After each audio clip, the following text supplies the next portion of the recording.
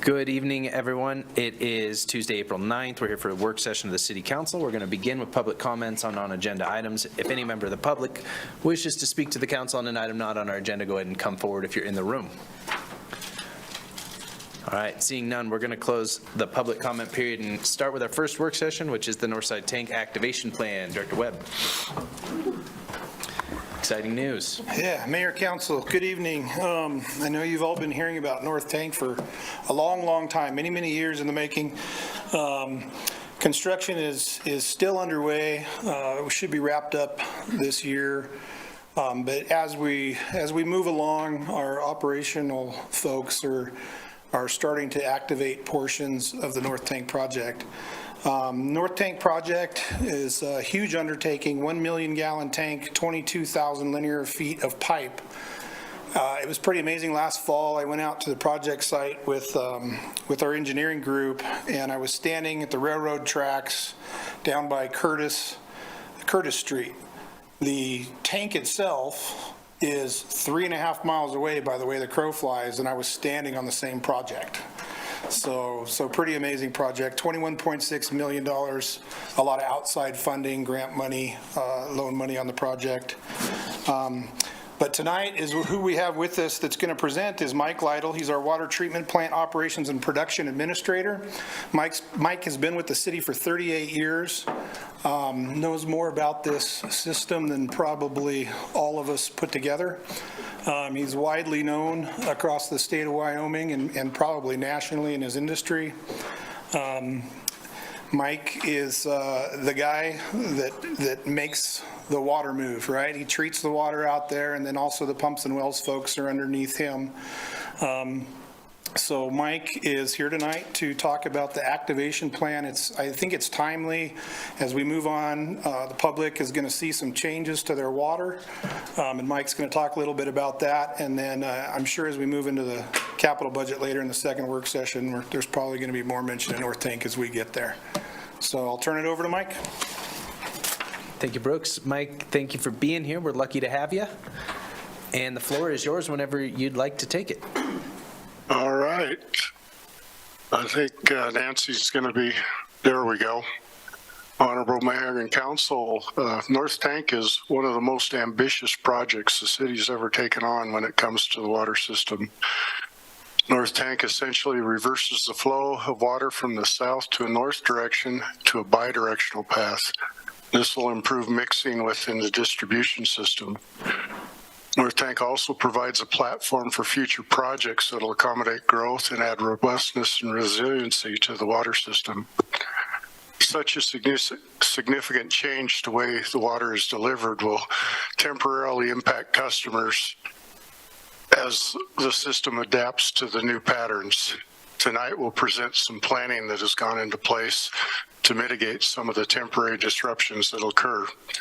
The slide you have up right now, if I can get my mouse to work, is a little background. There are 6 major pressure zones in Laramie. The boundary of each zone is determined by elevation, and each zone encompasses approximately 100 feet of elevation. This partitioning is necessary to maintain proper pressure at the customer's tap. Among many other points, North Tank primarily addresses issues in pressure zone 3.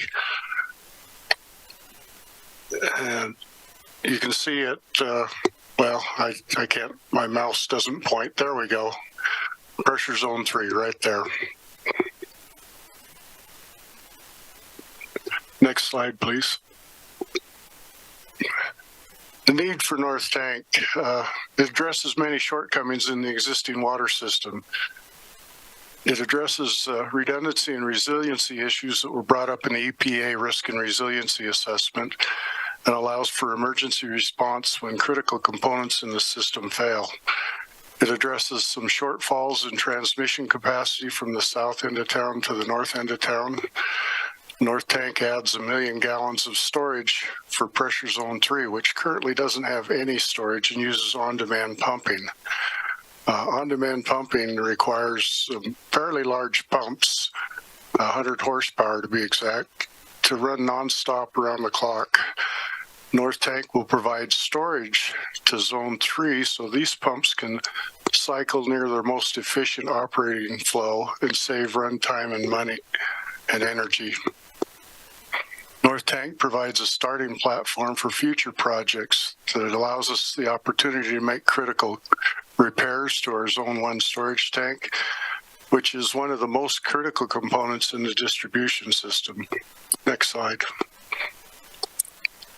North Tank addresses many oh boy, get my notes out of order here. North Tank project was first conceived clear back in 2003. It was observed that a failure in the transmission line along Spring Creek would have detrimental effects to the system's ability to deliver water. The first attempt at North Tank was during the East Side Tank project in 2006. At this time, the project met with some significant resistance and were unable to acquire the necessary easements to build the project.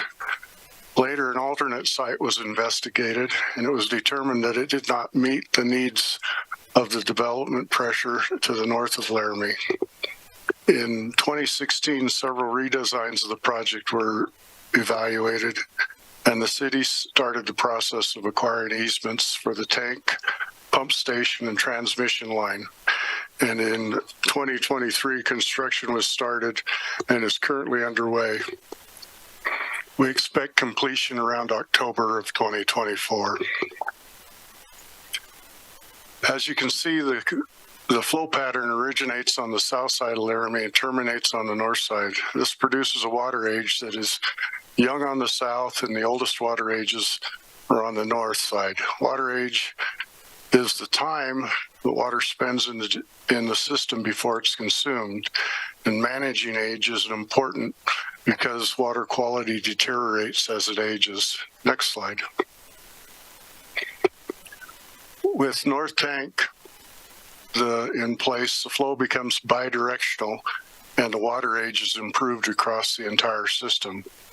When changing flow direction in the distribution system, we must be very careful. Water system in many ways is like a living, breathing organism. It is sensitive to the changes in water chemistry, temperature, flow rates, and flow direction. The walls in the pipe corrode and pit and create areas where particulates can settle and be trapped and biofilms can grow. When making changes to the water system this dramatic, we must consider the legacy deposits. Next slide. These accumulate over time and are sensitive to direction and flow in the system, as well as dissolved minerals in the age of the water. When the flows are reversed, sediments, biofilm, and corrosion scale can be dislodged and cause red water in the distribution system. There's a little example of some of that red water there at the bottom of the slide. When North Tank's brought online, we'll be reversing the water direction and changing some of the water quality parameters. This will have to be done in a very careful fashion to minimize impacts to our customers. Next slide. Here's an example of the corrosion that forms as the pipe ages, and this is exactly what we want to stabilize and keep in place. Next slide. Our impacts to the customers are listed here. Customers in pressure zones 2 and 3 have historically received groundwater will see surface water in a greater percentage. Likewise, customers in the south end of Zone 1 that have historically received surface water will see a greater percentage of groundwater. Ground and surface water blending will occur over a greater area of the distribution system. Pressure in Zone 3 will increase by 10 psi. Pressure fluctuations in Zone 1 will occur with the operation of the north pump station. And some customers, their water softeners need to be set to new hardness settings. The Pierce Street PRV may be drawn open to supplement Zone 1 when North Pump Station is running, and this would be reducing pressure in Zone 6, which is essentially West Laramie. The 41T3 well will be instrumental in preventing impacts to West Laramie. And the Public Works Department, in coordination with the City Manager's Office, is planning public outreach to keep the citizens of Laramie informed about the changes and potential short-term impacts. Next slide. There'll be impacts to our operators and staff. We may have more water quality calls for some period of time. Staging and bringing processes online will require frequent coordination and planning sessions. Learning and understanding the new flow patterns will require significant effort, and managing additional pump station will increase the workload.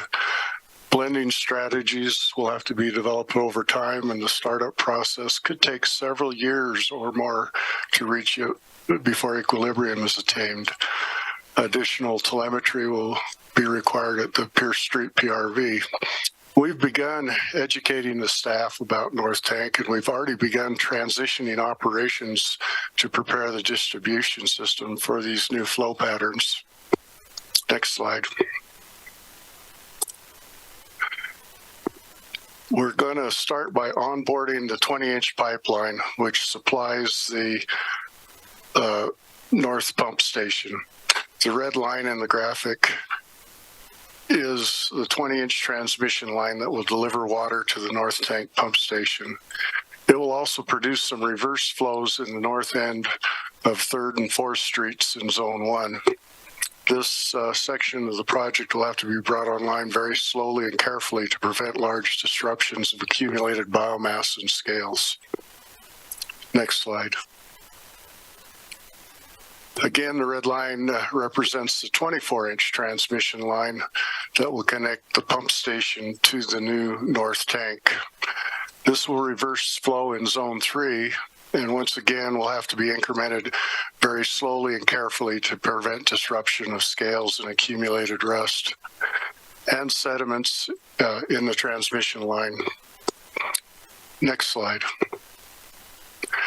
And finally, the pump station itself will have to be started up and brought into the system. Once again, this will have to be done in a slow, organized fashion that will maintain the stability of the accumulated sediments in the distribution system. This one may involve some flushing and careful planning so the impacts to the customers are minimized. Next slide. Going forward in North Tank, the completion of North Tank is only the beginning. North Tank provides a launching platform for several other critical projects in the development of the Laramie water system.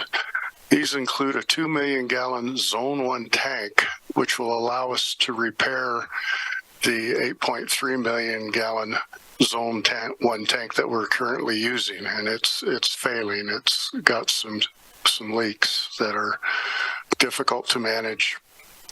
The Zone 2 or the 2 million gallon Zone 1 tank also provides improved fire flow to the areas of north of Reynolds and Curtis, and will prevent the Pierce Street PRV from opening and impacting West Laramie when the pump station running during high demand situations. The 41T3 well is a critical component in the overall planning and provides needed backup to the supply for pressure zones 3 and 4. The 8.3 million gallon Zone 1 tank is the most critical tank in the entire system. Nearly all the water provided to Laramie is managed through this one tank. Other projects that are facilitated by North Tank include a circulation loop to the North Campus, MOC, transmission improvements down Grand Avenue, and transmission capacity to the north side of Laramie. Next slide, please. This graph shows the importance of the 41T3 well to the overall operation of the project. The horizontal orange line is at 300 gallons per minute. This is the minimum flow required at the tank, at the North Tank, to keep the tank mixed and maintain water quality. Flow from Zone 1, as you can see, is is not available during the summer months.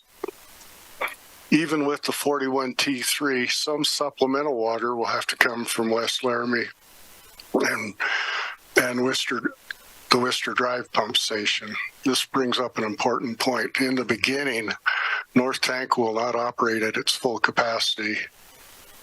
This will happen, or can't happen, until the 2 million gallon Zone 1 tank is built and the 41T3 well is in service. As the north side develops, additional north-south transmission capacity may be required in the future. North tank enables this future growth with a robust water supply. Next slide, please. This is a picture of the North Tank as it's being built. This is before the wire wrapping and concrete skin was applied. When it's done, the tank will be buried to that bottom of those 2x4s that you see sticking up for the handrail. And with that, I open the floor to questions. Thank you, Mike. Council members, I'm sure there's some questions. Who'd like to lead off? Councilor Richardson, please. Thank you so much for this information. At the beginning, you kind of talked about some, making sure we do all of this slowly so that this, like the byflow doesn't get deposits into the water lines. If for some reason that does happen, do we have like a budget plan to help kind of navigate those waters, or what does that look like in terms of if something happens, how do we fix it? Well, that's a good question, because we can't foresee every situation coming up. So we fully expect to see some small events. And the most direct route to fixing that would be something called unidirectional flushing, where we would isolate a section of the system so that water could only flow in one direction, and we flush that dislodged material out through fire hydrants. And the other thing we'll be doing very vigorously is monitoring disinfection residuals. And if we start to see them change, we know that there might be something happening that we're not expecting. And so right now, that is essentially in place with staff. It's something that we'll have to develop plans for on the fly as the situation develops, because we can't really predict where or if that'll happen. We're going to do our best to avoid it by very carefully and slowly bringing the system online, and we won't create any sudden changes. They'll all be very gradual and smooth. Does that help? Yes, thank you. Thank you, Councilor. Councilor Shumway, please. Thank you, Mayor. First of all, Mike, I want to thank you for your knowledge on this. It's comforting to know that you have been able to bring us to where we are. I have a couple of questions. One is this: should we lose all ability to use surface water? Does the aquifer, would it be able to provide enough drinking water for the entire town? And if we lose all of the aquifer, does the surface water have capacity to service all of Laramie? Now, I know we have, I think in the summer it gets up to about 13 million gallons per day. Do we have that kind of a capacity, or do we have to ration water? Well, let's take the easy one first. If you lost all the groundwater, you would have to ration the surface water. There's only about 7 million gallons available per day. And on a hot summer day, you're right on 13, 14 million is a typical usage. More than likely, we wouldn't lose the entire groundwater portfolio. It's broken up into 3 well fields. And each one of those is approximately equal, anywhere between 4 million and 5 million gallons per day. So if you lost the surface water completely, you could supply the city with groundwater, but then again, you'd still have to ration a little bit. The most likely scenario is you would lose one or at most two of the sources. In that situation, you're still looking at some limited rationing, not real severe, but the bottom line is that it takes all the sources to keep the system going. The groundwater is basically a peaking source. For example, the City Springs can supply almost 5 million gallons a day, but it can only do it for 40 days or so. And then over the course of the year, it's only good for about 600 million gallons. So I guess the bottom line is it takes all the sources. We currently manage them so that the groundwater is held in reserve in case of an extended drought.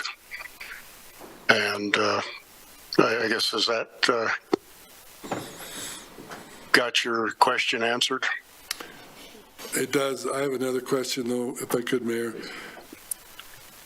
Mike, when the University of Wyoming goes offline with their capacity that they've used, what complications does that have for flow and quality of water to the city of Laramie? There's a couple of things that happen. The water system is built to a certain size for fire flow and peak flow capacities, and you need a lot of water to turn the system over and keep it fresh. Taking that golf course water out of the system hurts us a little bit in overall turnover of the system, so it allows the water age to increase. The other thing that happens is before they were offline, we managed the water delivered through our system to the university through 4 different sources, and we were able to spread that load out. Now the university is taking all that water from a single source. There are 2 wells, A and B. That load is concentrated at a particular point in the aquifer, and it could create some problems with our city springs and limit us somewhat on our ability to manage the flow between different sources. Thank you, Councillor. Councillor Gabriel, please. Thank you, Mayor. Going back to what Councillor Richardson talked about, foreseeing problems implementing this tank to the system, I would imagine that you've talked with other communities about their, similar type system coming on, a major project like this. Have you talked to other cities about potential problems coming on? Not directly about this particular project. Frankly, I don't know of any other cities that have, taken something on like this where they essentially are going to reverse the flow in the entire system. It's somewhat unique. I have worked with a lot of other cities through startup issues they've had and startup issues we've had in the past on various projects, and have gained quite a bit of insight on how they've managed that. So the Unfortunately, I don't have a whole lot of additional support for a project of this nature. Thank you. Thank you, Councilor Gabriel. Other questions, council members? Mike, I'm curious, first, when we should expect to start to see, you had mentioned that there will inevitably be some, I don't know if it's accurate to say like sort of visible sediment in the, in people's water, but if that's when we might expect something of that sort to begin. Well, we've already started the process of reversing flows. Okay. This is happening in Zone 3 as we speak. We're bringing it on very, very carefully. And so far, we have not dislodged anything to the extent that it was noticeable by any customers. And we have not seen any significant deviations in our disinfection in the system. And if we do it right, I expect the whole project to go that way. That's great. And I suppose this maybe isn't a question because I assume if this happened, you'd be sort of all hands. But I'm hoping maybe a staff member can provide the council notice if something is happening in a timely fashion so that when we're fielding questions, we're not telling somebody whose water turned red, like, yeah, I don't know why that's happening. So we can sort of stop it as quick as we can. So I just answered that as well. We will certainly make an effort to keep you informed through the city manager's office. Thank you. Yeah, I sure appreciate that. And then the last question I had, you had mentioned disinfectants in the system. And, you know, I think no one has missed the news about other sort of contaminants in drinking water. And, I understand we don't have, much by way of lead pipe to worry about or something of the sort. But are there other things that we should be concerned about as this transition and reversing the flow takes place? And maybe if you could explain the disinfectant monitoring a little better to me, that would be helpful. Okay, disinfectant monitoring is the chlorine residual that we maintain in the system to protect the customers, and it also protects the infrastructure. It's there it'll help keep those iron deposits that we saw on the one slide. By maintaining a proper residual, those iron deposits will be hardened in place. Thank you, Nancy. And this disinfection residual, we try to maintain it at a 0.6 of a part per million as a free chlorine residual. It's monitored continuously through a whole series of sensors on the system. They're fed by telemetry back to a central station, and if they deviate outside of our set parameters, we generate alarms and mobilize staff right away. My staff is very sensitive to disinfection deviations, and that's something that is all hands on deck when it does occur. So we've got continuous monitoring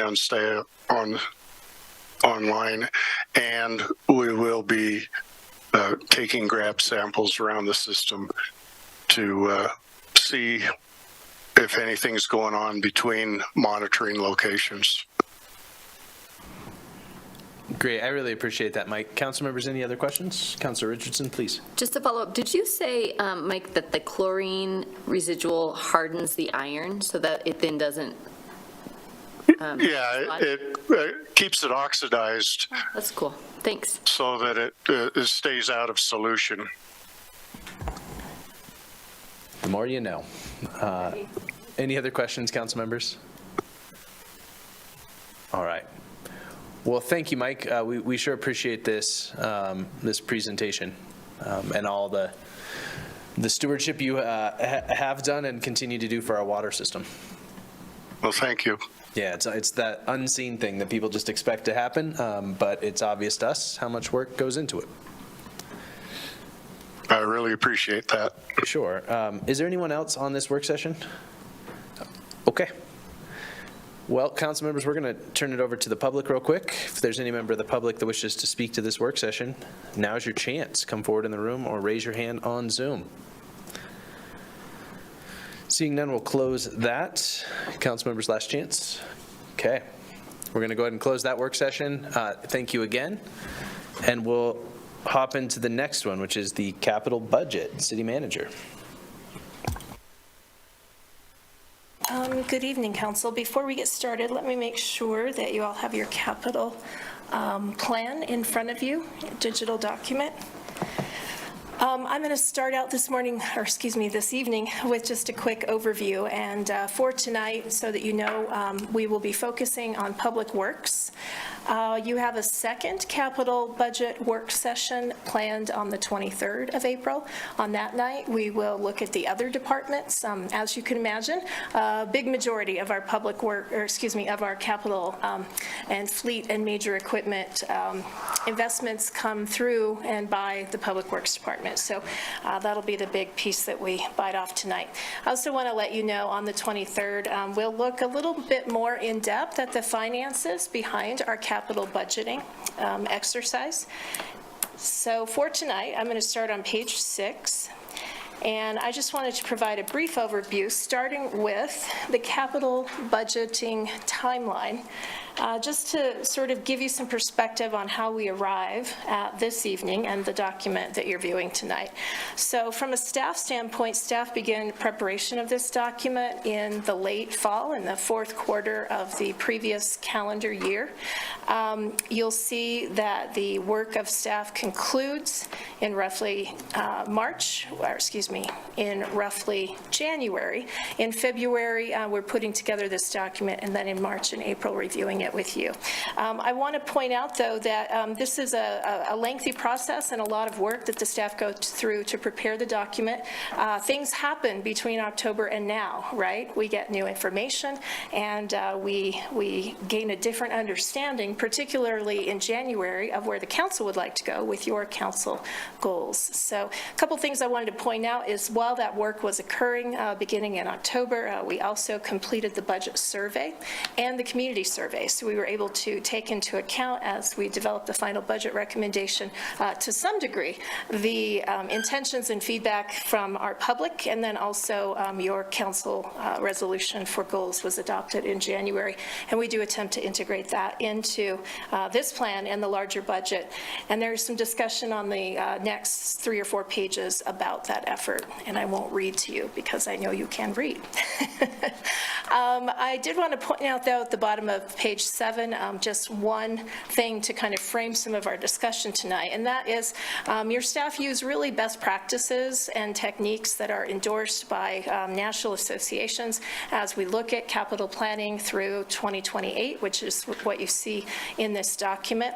We're looking at things such as, or we're using tools like team forecasting. We're also looking at overall, how do we manage these assets over really lifetimes, if you will, particularly when it comes to our major infrastructure systems. Moving forward a little bit to the next page, the bottom of page 8, I would draw your attention to the chart on the right-hand column, just so that you are aware that there are page references there for infrastructure by type, and we have broken out streets both paved and unpaved, storm sewer, our IT assets, parks and trails, recreational facilities, water and wastewater utilities, and solid waste disposal. So that's kind of a handy reference guide for you. And then I'm going to move forward a few pages. Let me get you your next page number reference. That would be page number 13. Briefly, I wanted to just mention that there's some fairly lengthy discussion here about how we prioritize our capital investments across all of these different infrastructure systems. And you'll see in that narrative there discussion about our prioritization criteria that we use for paved streets as well as for unpaved streets. We look at the standard factors, of course. We look at the condition of that asset, whatever it may be, a street or a water line. We also look at the safety of that asset. We take into account external partnerships. A very appropriate partnership that we could draw to recently is YDOT. We've been working in the underground of 3rd Street last 2 summers and this summer, and have planned that years in advance to occur right before YDOT comes in the next couple years and does the surface improvements to that roadway. We also look at development considerations. What is the pattern of development, private development or public development for a community where we've seen growth pressure? Where would the community like to grow toward? The presentation you just saw on Northside Tank is a great case in point, and we began planning for that years ago and seriously pulling together funding for that project 7-8 years ago, with the recognition at that time, many years ago, that the community would grow to the north, and getting infrastructure there to facilitate that growth. We look at the classification of streets. I know you're familiar with that. And we also look at the phasing of construction across those systems. Can we do street work at the same time we do underground work, or should we do it in advance? We look at emergency services and the needs there for serving the community. We look at where our systems may have reached capacity and there are limitations. And of course, we look at your city council goals, and I mentioned the input of the public as well through surveying and public comment, et cetera. Okay, I'm going to skip forward a few more pages now to many pages. I'm scrolling. Okay. Top of page 27. This section of the booklet talks about the many different types of work that we do and gives you a general definition of these terms. Is your battery dying, Counselor? Would you like to trade a mic? Okay.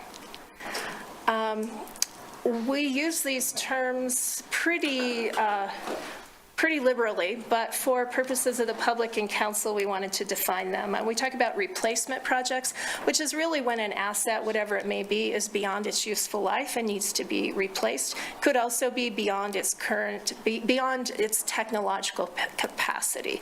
So we might replace something to upgrade the technology associated with it. Rehabilitation or repair is where we're restoring an existing asset within one of our infrastructure categories. Expansion, of course, where we're facilitating growth and development or expanding the capacity of those systems to serve the growing community. And then also, we often do work based on external regulatory requirements, such as, for instance, EPA and requirements they may have related to our water system. If you'll move forward just a couple pages, you will see at the top of page 29, a summary of all of the city's infrastructure work and planned capital investments and construction in total by dollar amount, and showing as well revenue sources contributing to the completion of this work. In total, across all of our infrastructure types, we're planning an investment of $57.2 million over the next for the fiscal biennium that we're going to be talking and focusing on tonight, which begins July 1st and ends on June 30th of 2026. I'm going to move forward a few more pages, just one page it looks like. And at the location of page 30, you will see a chart that encompasses about 2.5 pages that shows planned work over the next 2 fiscal bienniums, beginning with fiscal 25, which starts July 1st of this year, and through the end of 2 fiscal bienniums out, June 30 of 2028. And what we've tried to show you here is all projects across time as they're planned. So for instance, you'll see projects that are planned to begin or conclude in 2025 and then 26. And as you scroll down through that chart, you will see successive years. We will focus tonight on the upcoming fiscal biennium only, but know that you have information in this document that looks out for a number of years. And then if we'll go to page 32, That same information depicted differently here in a geographic format. And so on this map, you can see plotted out the location of most. There are a few missing more minor projects, but most of our street, storm drainage, water, and wastewater projects planned, and this is through 28, so this looks comprehensively at 2 bienniums. Again, we'll drill down tonight on just the upcoming biennium. But you can see there's work planned all across the community, from north to south, from east to west, and pretty much in every neighborhood. So I hope our community is ready for some significant investments. Also, starting at the bottom at page 32 is a section that we began adding a few years ago that highlights major projects, development plans, or other related initiatives. Public Works Director Webb will come up and he will touch base on the major projects in this section that are from his department, and then we'll move through the booklet in order, looking first at the general fund, then the capital construction fund, major capital fund, water fund, wastewater fund, and solid waste fund. So I think Brooks is going to come up. He's going to start on page 32. And as you can see, we have a whole bunch of Public Works folks here tonight as well. So if you have questions, we hope that we are well situated with all this expertise in the room to answer your questions. Thank you, City Manager Director Webb. Welcome back. Hi, Mayor, Council. Yeah, I brought backup tonight. We've got Scott Palm, our Utilities Superintendent, Sean Klein, Deputy Director, Shane Johnson, our Street Division Manager, and Eric Japp, City Engineers here, and then our strong budget team gals here helping us out. Anyway, yeah, so on page 32, we start to talk about fleet acquisition and modifications there. The fleet division's done a really good job over the last few years of bidding vehicles out where we could that were hybrid or idle reduction technology. We're bidding the idle reduction technology on really every vehicle at this point. Even the large heavy equipment now has some idle reduction technology on it. The hybrids right now are tough on as far as supply goes, but we're still bidding those at least as an alternative. One of the big ones we did a couple years ago was the bulldozer out at the landfill. It's electric drive over diesel engine, 30% fuel reduction on that, and that piece of equipment's been operating very well.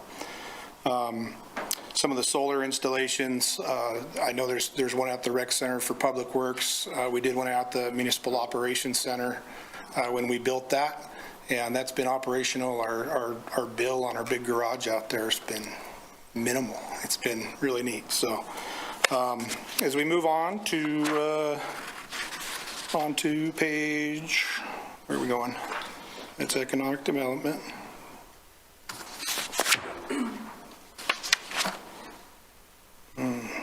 So I'm going over 35 where we're talking about the street improvements. As you know, we did the PCI update and evaluation last year, and that was really helpful for us this year as we plan the capital budget.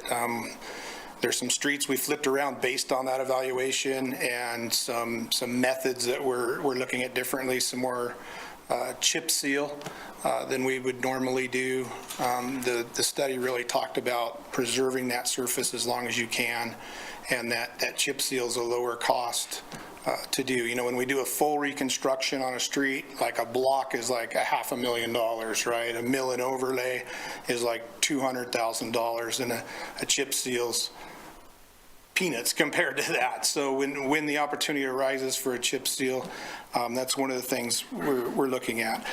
I had a conversation with the city manager a couple of weeks ago about, you know, what can we do about some of the driving surfaces, right? Where maybe the PCI is not super low, but the driving surface is a bit rough. And even when we do that chip seal, it doesn't necessarily smooth out the road surface or the drive surface, right? It helps to preserve that surface. But a lot of times the cracks or the alligatoring underneath will reflect through, and you can still feel that as you drive. So staff is looking at some other options and alternatives to where we could do a low cost to kind of smooth out that drive service. Shane's got a demo unit coming up here in the next couple of weeks to show us some newer technology that's being really used a lot down in the Front Range and in Utah, and it's been successful. I don't want to get into details, but it almost like helps level out the surface a little bit, and then you can chip seal over top, and so it really helps with that drive service. So we're going to do some demos on that here in the near future, and really hoping that helps with the driving surface at a much lower cost than having to go in and do a mill and overlay. Another one of the alternatives we're looking at is when we do that chip seal or mill and overlay is looking at the entire street in that, can we narrow that down to just the drive lanes, and we can save 16 feet, 8 feet on either side of the street, not doing a mill overlay and new asphalt in that area, right? So we could mill up to like the white line, do the drive surfaces if that outside area is still in decent condition. Same thing with the chip seal. We don't necessarily need to chip that outside 8 feet on either side, which could really help us stretch our funds on the street side of things. Director Webb, would you take a question from Councilor Gabriel? Sure. I was just wondering, Brooks, about the university and 15th Street. Who's responsible, once that comes back in the fall, right there at 15th and Ivinson, for example? Is that city or UW? Yeah, Councilor Gabriel, through you, Mayor. 15th Street, Ivinson, our city right-of-way, city responsibility to maintain. We've got an item coming at the next council meeting that's going to talk about some improvements there on 15th Street with the university. I know you've heard before. And there'll be, as a follow-up to that, at a later time, there'll be a license agreement or maintenance agreement coming forward, but that'll be more for the landscaping, decorative stuff. As far as the road, the surface, that's the city, right? It's a city right-of-way, so we will continue to maintain that. We'll have an agreement with the university as far as the landscaping and some of the decorative items like that. Okay, thank you. Councilor Pierce, go ahead. But I think perhaps what Councilor Gabriel might be getting at is when UW tears it up, they're responsible to put it back to where it was, the shape it was in, correct? Yeah. Yeah. Is that Councilor what? Pierce, through you, Mayor. Yeah, absolutely. Yeah, and that's, our engineering staff and their inspector make sure that that's what happens, right? And it's not just the university. It's any contractor that's working. Somebody goes out and they've got to put in a service to a sewer or whatever. They're responsible for putting that road surface back to where it was. Yeah, and so we take an estimation and a look at it prior to and then post, so that it's the quality it was, correct? Mm-hmm. Yeah. Exactly, thank you. Thank you. All right, back to you, Director Webb. Oh, Councilor Shumway. Sorry, not quite back to you. Thank you, Mayor. Of course.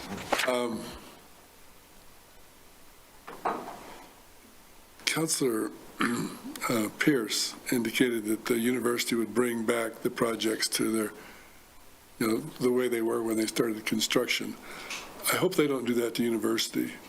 I want that to, it couldn't get any worse probably than it is. So I want them to, I want to make sure that we get that fixed. But that's not my question. My question is this. I'm looking at these numbers, and we've got 26 million, 35 million in the next two or 3 years. I don't know where we're getting that money. Hopefully it's mostly coming from grants, or are we going to have to take out loans? How do we generate that amount of money for the street projects that are indicated here in this on page 35? Mayor, I'll take that question if Please, that's okay. Yeah, of course. So Council, we, as I said, on the 23rd, will take a deeper dive with Jen Wade into resources, financial resources to support our capital investments. And I would draw you back just for an overview to answer your question, Councilor Shumway, to page 29. There are grants. We're projecting $5.7 almost million in grants. Specific purpose tax is a portion of it, and reserves and revenue is by far the majority of it. I will add this, though, just as a way of sort of teasing the conversation that will start on the 23rd under the capital work session, and we will continue through April and May as we look at the operations budget. the city is in a fortunate position right now to have received a lot of one-time revenue. And so really probably for the first time in my time with the city, we're seeing energy development, and it's not digging things out of the ground, it's, what is it? We all know, wind, yes, yes. So Albany County's seeing a lot of wind turbines being developed, and that industrial scale development from the state allows for payments to be made to affected local jurisdictions in the form of impact assistance payments. In keeping with what we told the ISC, we are funneling most of the impact assistance payments to emergency apparatus and public safety services. However, that industrial activity also generates some sales and use tax revenue that we wouldn't otherwise have while those projects are being completed. And workers are spending money, and businesses and development companies are spending money in our county. So to your question, Councilor Shumway, a lot of this is one-time revenue. When you look at the recent report we got on our PCI index, in fact, I'll give you a page number reference. It tells us that we need to be making an investment, ideally in a perfect world, of about $16 million annually in our street system in order to improve the pavement condition index rating average across the system. I can tell you, even with the one-time revenue, we're not going to probably attain a reality anytime soon where this city has $16 million per year to put into our street system. But with that one-time revenue, we've tried to build a really aggressive plan for the next 2 bienniums to put a lot of that money into the street system. And I'll tell you, the decision to do that is driven not only by the pavement condition index rating and study that Brooks just completed, but also by our citizen survey results and our budget survey results and what our citizens told us. They told us, fix the streets, but stop tearing them up. That was my favorite. Like, we all want better streets, but none of us want to deal with the construction that requires. And so we've built a budget here that's very aggressively investing in the street system for the next 4 years. And as Brooks said, sort of also having the epiphany that even if the pavement condition index rating for a street says it has structural integrity, right? And the engineers like it, right? That doesn't mean it's not still bumpy and annoying to drive your bike or your bicycle or your car on.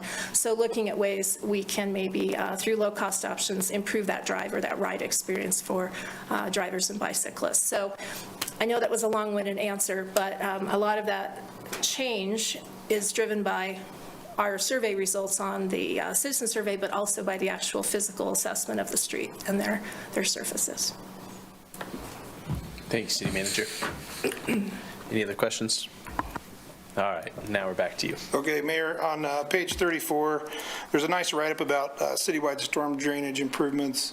As you know, we're working through our stormwater feasibility study. We had a work session with you last month. We have another one planned in May, where we're going to start, we're kind of getting in the weeds in May on that, and hopefully get that study and plan wrapped up before the end of the year, with a goal moving forward. As far as our ongoing maintenance there, we actually have a vac truck coming in that was awarded, I think, 2 years ago. You guys awarded. It's finally supposed to show up next month. I know our guys are excited to get that working. They've been doing a lot of cammering on the system. It's amazing how many gas lines go through the storm sewer lines in spots, but we're finding some things that we didn't necessarily want to find. But anyway, they're cammering the system, checking the condition of the pipes as we prepare for our lining projects this summer. So we'll be doing some lining projects on the existing storm sewer. The street improvements we've talked about as we've gone through here, and I think as we get back into the general fund and capital construction fund and SBT, we'll get it a little more in depth with that. A lot of times those projects in streets, you know, we're looking at water and sewer infrastructure we're doing and what improvements we can make on the street surface at the same time as well. So as we work through the capital plan, you'll see where a lot of the water, sewer, even storm and street kind of all tie together, right? We're going to go in and tear it up. We might as well do the rest of this anyway.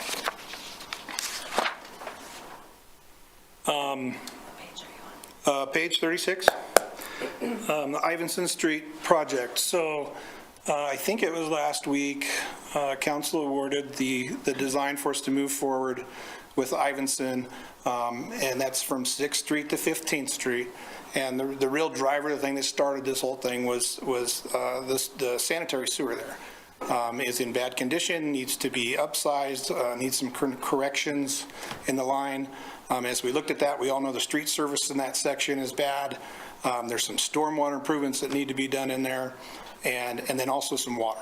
So as we work through the capital plan, again, we're going to hear a lot about the Ivinson Avenue project because it hits like all funds. Even the street stuff, there's a lot of it in SPT, but there was a couple blocks within that range that wasn't captured in the ballot on the SPT. So we're funding that through capital construction fund instead of the SPT. So that project's really going to hit all funds, and you'll hear about that as we walk through this whole thing. But again, you awarded to the design funds for that last week, so we'll get moving forward. Go ahead, Janine. Mayor, if I could just add a little bit on Ivinson. You'll recall, many of you, that gosh, when did we do that, Eric? Was that 2017 when we did the conceptual plan for Ivinson with the university? Yes, even it started with you a little bit before that. Okay. Some of you may recall that in 2017-16, I think, we finalized a speculative plan for the Ivinson corridor and how we might treat the surface, right, rebuild the road, but add what I liken the bells and whistles for that street as really a major gateway to campus and also the potential corridor between the campus and downtown Laramie. So with that conceptual plan still kind of hanging out there, as part of this planned work for Ivinson, Brooks and I had a conversation and have subsequently reached out to the University of Wyoming. I reached out to Vice President Bill Mai to see if the university wants to resurrect that conceptual plan for Ivinson, freshen it up, and maybe partner with us financially. Certainly, we have to look at all of our infrastructure in that roadway. We've been putting off this improvement literally for a decade, waiting for the university to kind of complete all of the major capital work that they had planned up on campus.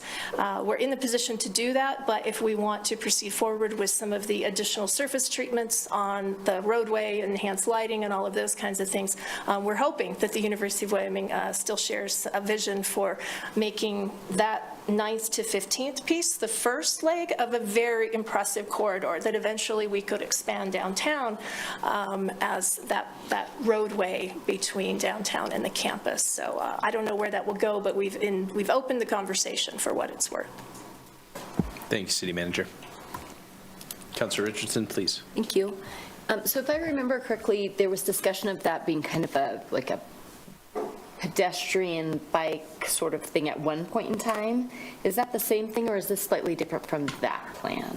I would characterize it as very friendly to pedestrians and bicyclists, that conceptual plan they came up with, but still allowing for some vehicle use on the roadway. So it would still be open for vehicles the way it was envisioned. There was some specialized parking, maybe I think it was back in diagonal. You're testing my memory, Councilor.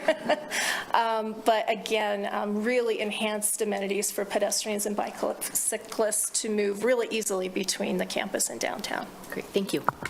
Councilor Shumway. Thank you, Mayor. The plan that I looked at was much greater than the 7.2 million, which we have on page 36. My question is that what we would do just to resurface the street, or would it be the concept that we have of making it a corridor? Through you, Mayor, Councilor Shumway, that is just the street. I can let Brooks speak to the street and storm drainage that is planned. If we're going to add the bells and whistles, unfortunately, I think we're going to need a partner. And that is why I'd hope the University of Wyoming has some vision for that still. But again, we're in early conversation. If the University of Wyoming is not interested in, the additional beautification and surface treatments and whatnot, then we may be back to you all looking for authorization for us to proceed with that. Brooks, do you want to talk about the street and storm? It's pretty basic. Yeah, I mean, what we're looking at right now is there's parts of the street there that require a full reconstruction, parts that are mill and overlay, and then upgrading some of the storm and repairing some of the storm through the section. There's, talking with the city engineer, there's some of the improvements that we can make as part of the project. within our budget that are minor as far as like the back end diagonal parking, things like that. Those are things that we can handle with more paint, right? So some of those we can actually handle through the project, but yeah, to have that more enhanced where there's a 10-foot shared use path that's separated from the roadway, things like that, we would need some assistance on for sure. Councilor Pierce? Yeah, so I'm going to put this in like car terms. You know, I am very supportive of anything we do underground, right? Stormwater, whatever it needs to be. But as far as I'm concerned, you know, we just need to supply a Honda Civic, right? We don't need to do a Mercedes-Benz for that section between 15th and 9th. Heard. For my one vote. I'm writing down Honda.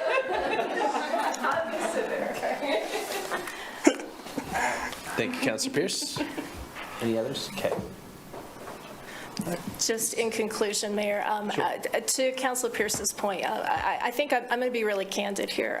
I just talked about the extreme need that our that our street system has that is beyond probably our means, right, as a municipal government and based on the revenue we're receiving, even with the one-time revenue. So what I will say to you is this is why we've reached out to the University of Wyoming. We could probably sink $20 million into 9th to 15th on Ivinson, but that's money that we will not have to put into keeping our paved system in good condition. And when I talk about the need for $16 million per year in the paved system, based on the study results, that is also ignoring the other value choice that this council has to make every year, which is, do we invest in the paved system with the resources we have for our streets, or do we take some of that money and invest in expanding pavement and paving roads that are unpaved? And so that's why we've reached out to the University of Wyoming, because if we do sink $20 million into Ivinson, it's money we won't have that we dearly and sorely need elsewhere, so. Thanks, City Manager.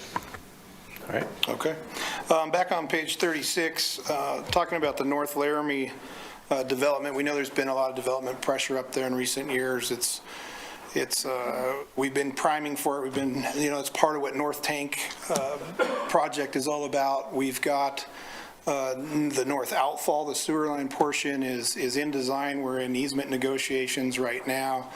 We're working with the property owners and developers in that area to get that alignment on that to help with future development. Part of the projects we completed there to help with development up north was the Reynolds sanitary sewer line that we did a couple of years ago. Opened up a lot of development up there in the Indian Hills area. There was a time where we were kind of over capacity, and that project on Reynolds really opened that up for us. And then the water line going out to the Municipal Operations Center also goes across an area that's looking at a future development. And we worked with that property owner also when we did that. So there's been a lot of concentration over there on the north side because we feel that development pressure, and they need services to do that. So there's been a lot of work going on over there on the north side. As far as still on page 36, they start with the West Laramie paving and storm sewer improvements. Our contractor worked out there all winter long on the storm sewer improvements. I think they're about substantial, aren't they, on the storm sewer? And then we'll see as we get into this here more, the paving portion. We're recommending funding for the paving portion for this summer to get things going on the paving, sidewalk, curb, and gutter down Wyoming Avenue. But that storm that was put in, that trunk line is enormous, and the reason for that is that we can now, there's other streets that we can tie into that, right? That would been our problem, is we haven't been able to do a lot of paving or anything there because there was nowhere to put the water. And now we got the main trunk line in, and so it really opens up the future in that area for projects and moving that stormwater off. So I know it's been kind of a mess over there for the folks, but we've actually heard a lot of positive because everybody sees what's coming, and so it's been good. And when we get that new street in, it's going to be really nice down Wyoming Avenue there, paved all the way through. It's kind of a main emergency route, bus route, everything else, so that'll be great. Director, will you take a quick question?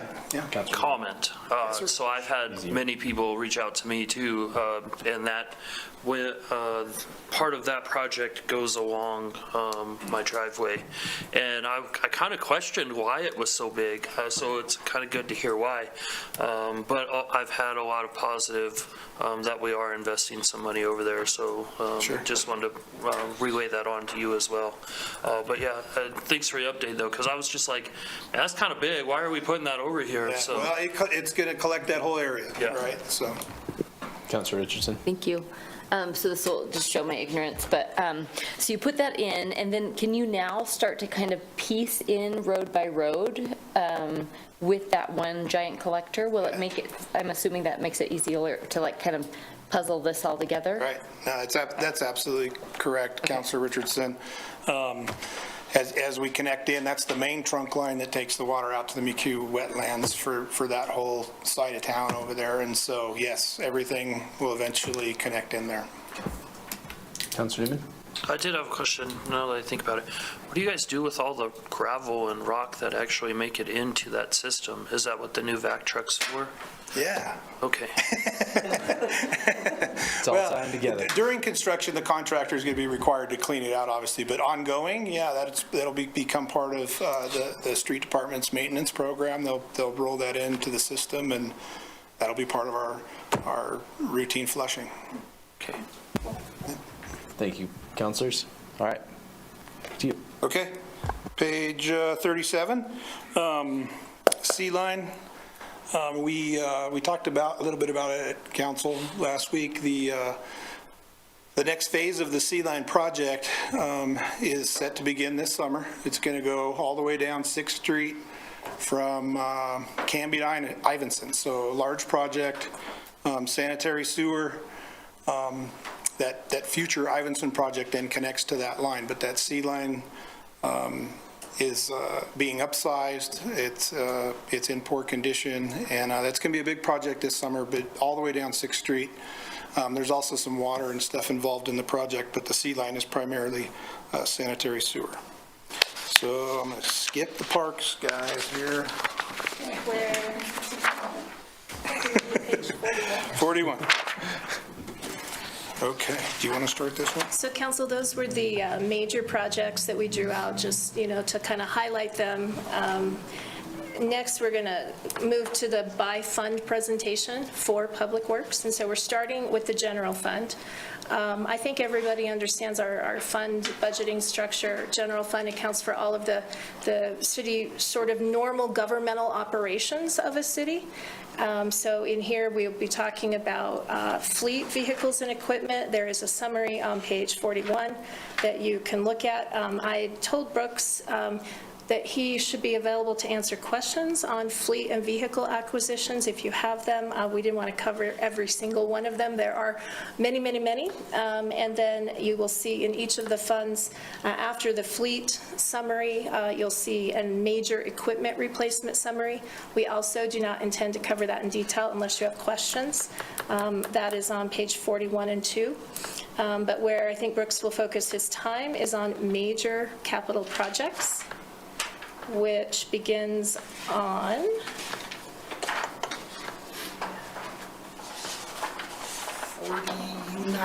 49 for general fund. 50, okay. Nope, 49, you're right.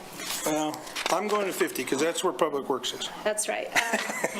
Council, as you look at this chart, and you'll have a chart like this for every fund for capital projects, you note that you can click on the project description, and it will take you to the detail page, which is the subsequent pages beyond this opening piece. So, Brooks, do you want to start on page 41-2 and see if we have any questions on major fleet or major equipment replacements?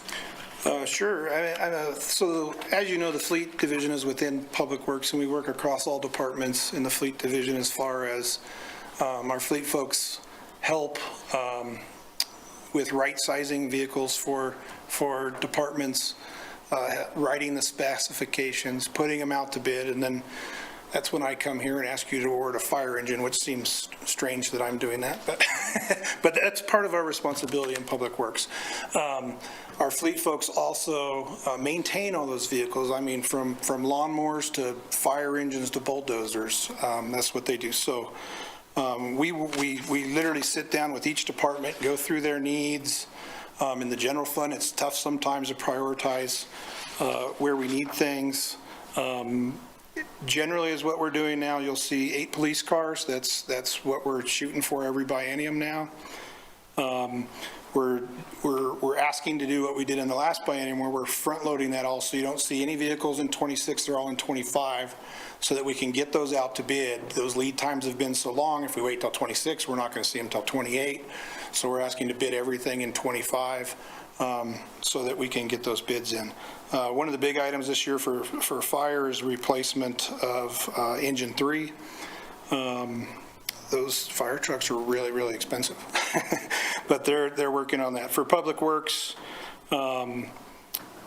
streets needs to replace a roller, and then their lift truck, which is they use for traffic signals, is aged and needs replacement. I'm just kind of going through there. There's some Snow blower, where's that? Oh, down a ways. is it in Public Works? It's in equipment though, Brooks. I'm sorry, I'm getting Oh, I'm ahead. on the wrong page. Yeah. It's on 43. 43. Oh, yeah. The Wildcat snowblower, sorry. So the Wildcat snowblower is the one we've got now is really old, and this attaches to The big loader. the big front end loader. So it's a big snowblower that attaches to the front end loader. I think we have 2 of them now, and so we're asking to replace one, and then also in streets. That's out in 27. Anyway, a wheel loader there. I'm just kind of looking there at any of the other big items. Anyway, if you've got any question on a fleet, I'll be happy to take them. If I can't take them, Shane sure can. And council, when you have the other department heads next time, they'll touch on major fleet as well in their sections. Okay. Thank you. Any questions at this point, though? Okay, thank you. Okay. So moving on to major capital, I think we said we were on page 50. So in fiscal year 25-26, traffic model update, we're requesting through engineering. Our traffic model is from 2018, and with all the development that's occurred, we'd like to update that. And that traffic model helps developers when they're looking at developments. It helps us with our capital projects when we're looking at capital projects. And what we have now is just outdated. We need to update that model. Street oversizing, that goes back to our developers. Our developers through UDC can request funding to upsize a street when they're doing their development. And so we look ahead and work with those developers to know what developments are coming and estimate out what they're going to be requesting for that funding. And then CIPP lining in our storm system. We talked about $150,000 ongoing to do that every year. We usually partner that program with our storm sewer so that we get one contractor in doing it all at one time. We get a better bang for our buck that way.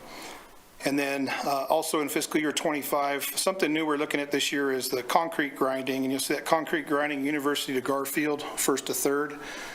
We've had a lot of complaints in a couple blocks down there where the concrete's kind of up and there's like a trip hazard. There's a lot of communities around us. Cheyenne for sure is one of them. They have a contractor that comes in, they actually grind down that edge to ADA standard to eliminate that trip hazard, and wheelchair can roll over and everything else. And so it's our first time trying it. We're kind of looking at it as a pilot project to see how it goes. But for the other communities we've talked with, it's been very successful. And then you'll see there also the Corthell Road Corridor Study. Our plan is to do that study after the Bill Nye connection. So once Bill Nye gets connected, to do that study to see if we need to do some traffic calming there, what the traffic loads are, and really get a good idea of how that road's functioning after Bill Nye connects. Because like right now, we can kind of guess, but we're not going to know for sure till that connection occurs. And when we do those studies, we always do them when school's in and not over a holiday and things like that. So that's what the Corthell Road Corridor Study is for. As far as 25-26 stuff, that's what we've got in the general fund on page 50. Any questions on that? Any questions, counselors? Okay. Back to you. Where do you want to go now, Janine? I think page 83, council, would be our next destination, is the capital construction fund. Counselor Richardson, please, go ahead. Sorry, I was just glancing at the chart on page 50. And the downtown street evaluation has 100,000 for 2027 and then 500,000 for 28. Can you share a little bit about what that number is about, the difference between those 2 years? So our vision for the downtown stuff is we know that we need to do utility upgrades in the downtown, and we're all a little nervous about it. At the same time, we also know we need to do some street upgrades down there. So the first year, 100,000 is really to look at the downtown holistically and put together kind of a conceptual plan, right, on what we're going to do there. A lot of public outreach, a lot of public input. And then the $500,000 would be moving into that more detailed design plans as we move forward. Thank you. Yeah. Thanks, Counselor. Back to you, Director Webb.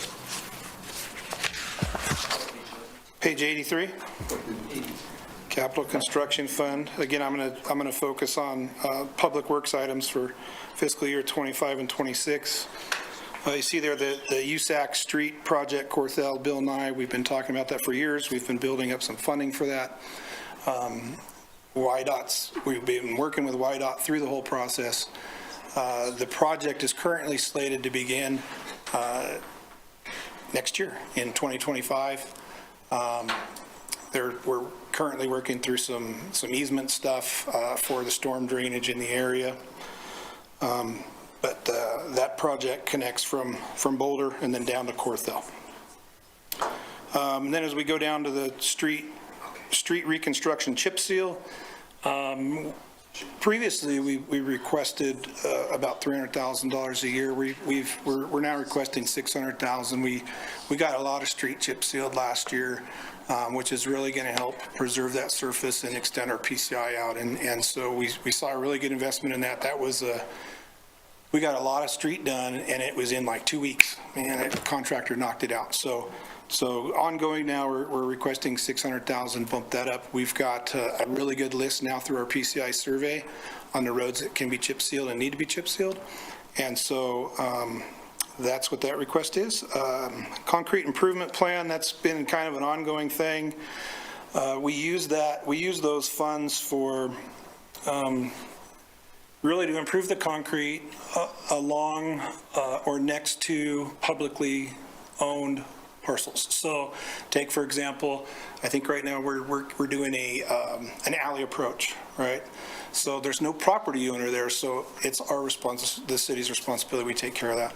If a property owner is working and they're replacing their sidewalk, curb and gutter, a lot of times we'll step in and we'll assist them with the ADA if they're on a corner.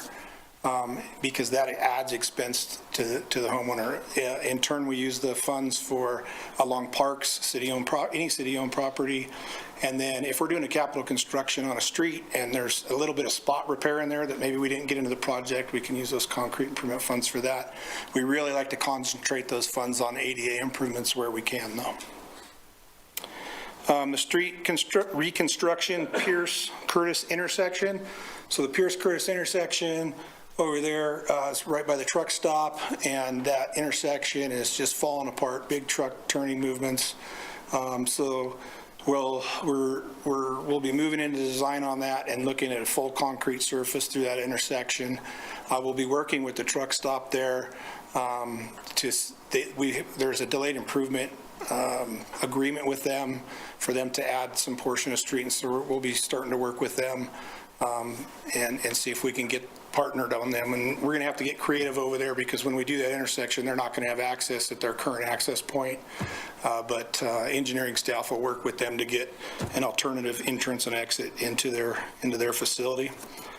The street reconstruction on Harney, it's going to be a big project, 9th to 15th there. If you've driven through there lately, there's some sections that are a little whoop-de-doo as you go through. I drive down there every day, and you can really feel them, especially this time of year with the ground frozen. Interestingly enough, I noticed last year, come about May, it was all of a sudden it was smooth again. But anyway, 9th to 15th, that whole section, part of it will be mill and overlay. But most of the section is a full reconstruction, and that one's tricky. We've got to time up that project with what's going on 15th Street and everything else, because of detours. We don't want to, mess up the traffic too bad. So when we look at these street projects, there's a lot of phasing and thought that has to go into emergency routes, detours, what other projects are going on. And Harney obviously is a big one that we've got to take into consideration. Citywide speed study and safety action plan, the city manager's office, she may want to speak to it more. She knows more about it than I do, but she's been working with the county on a Safe Streets for All grant to do a citywide speed study. This was also something, as you recall, was requested through the Traffic Safety Commission with the speed limit study. And I don't know, do you want to add to that? Council, yes, we're working with the county. We'll submit the application, I believe, early May or late April. County's preparing the application, and they will also do a countywide speed study and safety action plan. And as Brooks said, this is under the SS4A Safe Streets for All program.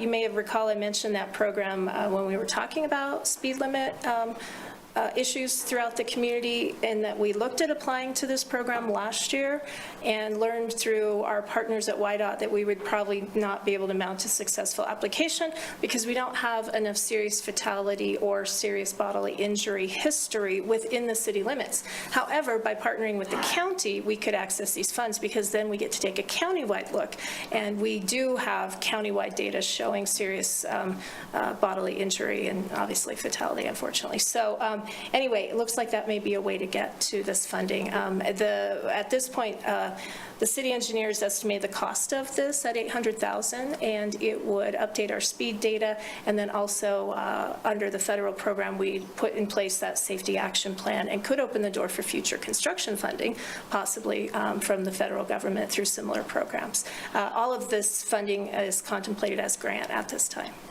if we're successful. Thank you, City Manager. That's great.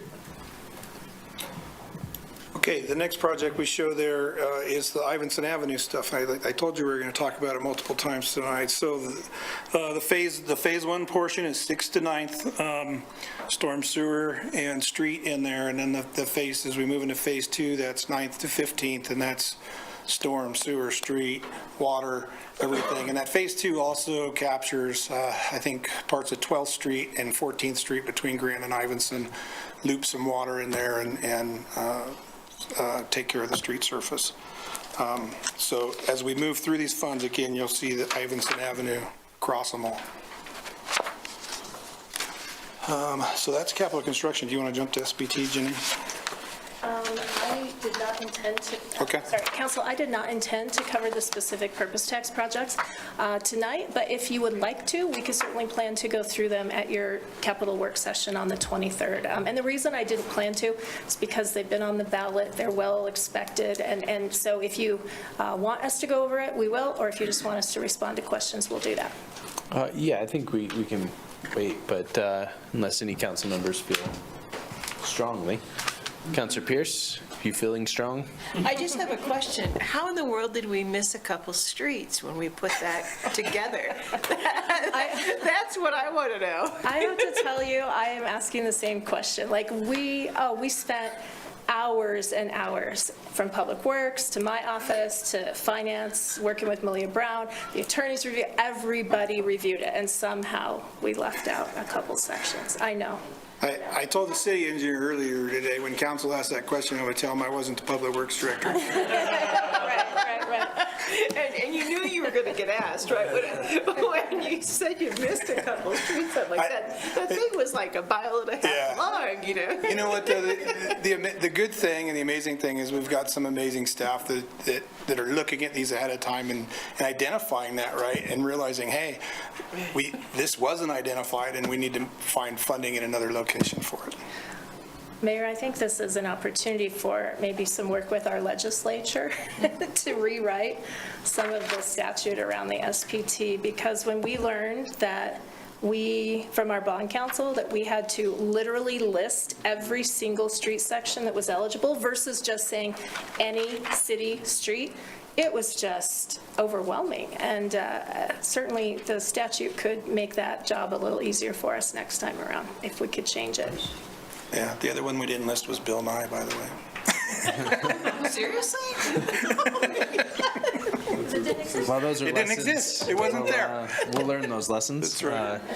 And if any legislator's brave enough to bring up a tax issue, we'll be right behind them. Okay, Janine, if you're okay, I was going to hop to water then on page 123. Absolutely, yeah. Okay, 123, as far as vehicle replacements and purchases in year 25 for our transmission section and our meter section, utility truck.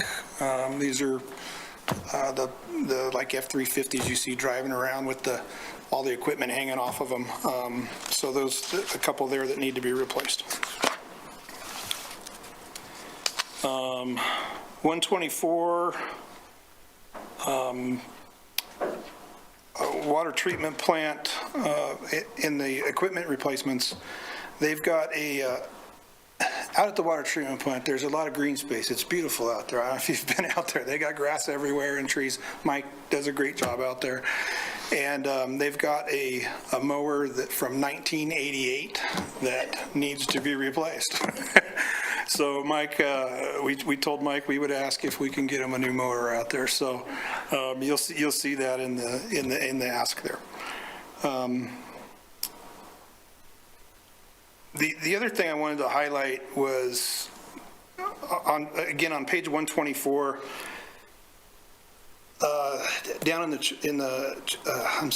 the transmission area, there's a couple new projects that our staff's really excited about, and one of them is an annual hydrant replacement program. The other one is a valve replacement program. Our staff's been really reactive, right?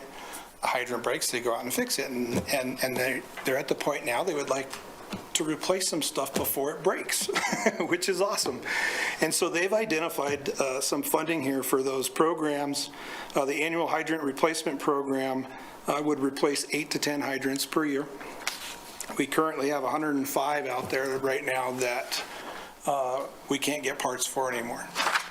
And then the valve replacements, 8 to 10 valves per year.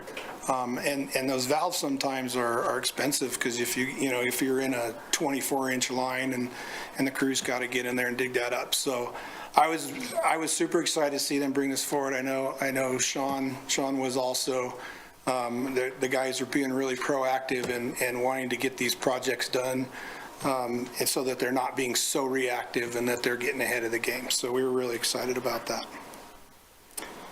On page 126 is when we get into big projects. So again, I'm going to just touch on 25, 26 projects. Our meter vault installation and replacement projects is kind of an ongoing thing. Some of those vaults are, it's not the little vault you got in your front yard with your little meter on it, right? These are huge vaults in the ground. And a lot of the vaults we have get groundwater intrusion, which is not allowed. And there's a lot of equipment in there that needs to be replaced. And so over time, these vaults just need to be replaced. And so staff has identified at least one vault every year to be replaced as we move on. So again, we're not being reactive. We're trying to get ahead of the game. The pump station backup power for the north side tank. I told you we were going to talk about that again tonight. So the pump station is right around 9th and Asphalt Lane, if you will. That's where the pump station is being constructed right now. Currently, the project was not identified with a backup generator, and with no backup power, we can't run the pump station. Hence, we can't fill the tank. So actually, Mike brought this forward and said, you know what, we have to have a generator there. So we're identifying a generator for backup power. You heard the importance through Mike's discussion. Also, he mentioned a couple times the PRV at Pierce Street. So we're identifying that project. That one's a little complicated at the moment in that vault is in the middle of the street and gets groundwater issues there. And so this project may require some property purchase, but where that PRV goes has to be within a certain location. And so staff is currently talking to some property owners in the area where this PRV station may work. And so you'll hear more about this project as we move along. Obviously, it's a big, expensive project, but very important to the system. But a little complicated at the beginning here. Once we get a location in a property, we'll be able to really storm forward. The WTI-2 wellhead protection. Before we move on, Director Webb. Yeah. Sorry, I'm another sorry. question. You're all right. PRV, that's the pressure Reducing valve. Thank you. Always appreciated when you ask about the acronyms. Yeah, no, sorry. Go ahead. The WTI-2 wellhead protection, that is the well out at the Municipal Operations Center. Currently, the wellhead protection around that's a couple bollards, and for our operation there, that's not suitable. We've got large equipment to run around that thing, and so we need to protect that wellhead. So this is just putting a basic structure over that wellhead. Airport tank coating, Mike and his crew had as is normal, had some people come in and evaluate the tank. Did you know we actually put divers in the tanks? It's pretty cool. Anyway, they evaluated the tank, and there's some corrosion on the tank. They've given us a cost estimate and a recommendation on repair to tank that coat, or to coat that tank. We call it the airport tank because it's at the airport, but it doesn't just serve the airport, right? I just wanted to clarify that because a lot of times people think it's just for the airport. And then the Municipal Operations Center chlorination system. So as we move our users off the well system out there, the plan is the well system will then become connected to our transmission system. In doing that, we need to chlorinate the water as we put it into the system. Another genius Mike ideas. So we've identified some funding in 26 to put in that chlorination system and get the well connected to our transmission system. Okay, as we move down, 25, 26 again, the water main lining project. This project is maybe different than what we normally think in a lining project, like with sanitary sewer or storm sewer. This project is areas, we've identified specific areas under critical infrastructure, so under the interstate, under railroad tracks, under the airport runway. We've got a main line that runs under the airport runway, and we realize if any of those fail, it's going to be catastrophic. And so staff has identified these areas as a lining project to kind of secure those lines so that if there's a failure, we're looking at maybe transitioning this project from a lining project to maybe a project where we actually sleeve the line. So anyway, we're in transit with it right now, and that we're trying to figure out the best route. But the idea is to protect the critical infrastructure above the water lines. You'll see there also when we get into wastewater, the UW project coordination, we've earmarked some money just as UW moves along with their projects. If there's improvements that we can partner with them on that help the entire city. This allows us to do that.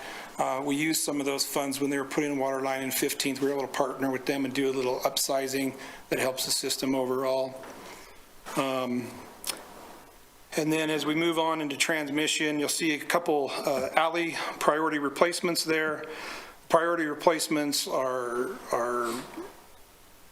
sections that our staff has identified that need to be replaced, and they prioritize them, priority replacements. Downey, Renshaw, that's 10th to 15th Street. Sheridan to Kearney, that's 13th to 15th Street. And then the water oversizing, similar to what we talked about with in the streets with the developers. Sometimes we request that they upsize that water, and then through the UDC code allows us to contribute. Yes, sorry. Another priority replacement, Fetterman, Spring Creek Alley, 5th to 7th. You guys got a lot of work to do, Eric. 22nd to 23rd, another priority replacement. That one's Sheridan to Spring Creek, and then 15th Street priority replacements, Gibbon to Canby. And some of those streets, as you kind of look at them on the map, they're close, and so they'll be grouped together as they go out to bid and design. And then again, Ivinson Avenue, design phase 1, phase 2 for the water portion of it. As we move down into the treatment plant, I wanted to point out we've got some funding in there requested for a water treatment plant evaluation. Our water treatment plant is over 60 years old, and we had an evaluation done, I think it was 15 years ago, and there were some improvements that needed to be made. Some of those improvements have been made. We're a little worried now that we're kind of pushing to the end of the useful life of the treatment plant, and a new plant is a scary endeavor from a financial standpoint. So we want to get a consultant in there to do a real good deep dive on the plant and give us some recommendations moving forward. That evaluation, we decided needed to be done before some of these other projects need to be done, because that evaluation may come back and say you've got higher priorities to fix here. So we actually had the water treatment plant PLC, the water treatment plant pipelining. We've moved out to allow for that evaluation to occur, to make sure we're making the right decisions there and the right choices there. And so we'll get that evaluation done first, and that may slightly change, once that evaluation is done, may slightly change our plan here moving forward. Did you want to talk about the water rights and protection section, or later? Yeah, let me pop back up there. Sorry. Bottom of page 127.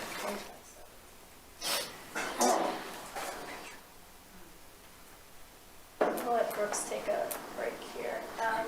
So Council, in the water rights and protection, you'll see we have no major projects planned out in the next biennium. We're wrapping up other projects. You'll note that there are projects that are proceeding, notably the Dell and diversion structure. We did receive the Water Development Commission funding through the legislative process.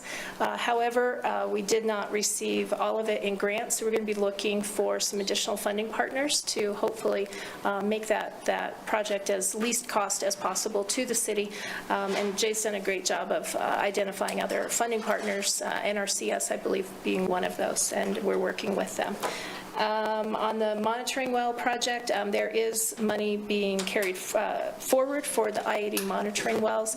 Continue to talk with the county about that, and we're also reviewing our monitoring well program within the city. We have a request for proposal out right now to elicit some professional help to identify the sort of robustness of our monitoring well network, and where we might want to site or locate additional wells, if any, to get a really good view of our monitoring well web, I guess I would say. And let me see if there's anything else I want to touch on here. Councilor Pierce, go ahead with a question. City Manager just said Councilor Pierce has a question. Yeah, so as you might guess, this was the very first place I went to. And when I saw no expenditures, I really am a little concerned about that. And I thought, well, maybe it's someplace else in the budget. I didn't get there yet. So I guess, like I said, I am a little concerned that we're, given our water situation, Casper Aquifer, our need to have really use the ranch in terms of its water, I think this might be a misstep to not have anything in there, just to be frank. Yeah, absolutely. Council, I think when we look at general fund, I think there are some other pieces there. And bear in mind, too, if Councilor Pierce, I think you're referring to the carrying forward of funding. Remember, too, we did not have a staff person for 6 months of the past year, right? So some work did get delayed, and we'll carry it forward. And I think we'll talk more about some of these issues, Councilor Pierce, when we get to the general fund, or capital construction fund, excuse me. Okay. Yeah, like I said, that just made me a little nervous. Because I know we need to spend and do, right? We need irrigation. There are a lot of things we could and should be doing based on our water situation. Well, and these are major projects, let me say that, too. These are major projects. So there's certainly spending and doing at the Hart Ranch, as well as under the agreement with the Monolith, but just in the O&M budget. Right. Yeah. We'll be prepared next time to talk a little bit more about what has happened, okay? Okay. Okay. Thanks. Thanks, Councilor Pierce. All right. Hope you enjoyed your really substantial break, Director Webb. Yeah, sorry, I had to run out and get a drink of water. Understandable. We've got some water if you'd like a bottle. It's about all I'm we, good now. about all we can Thank offer you. Thank you. Okay. Not correct, but thanks, Nancy. Thank you all. Of course. Thank you, Nancy. Yeah, this all comes back to Nancy as per usual. Because we can't do everything. No, we don't have it together like that. Know the feeling. Yeah, don't we all? Okay, I'm going to jump over to wastewater now, starting on page 163.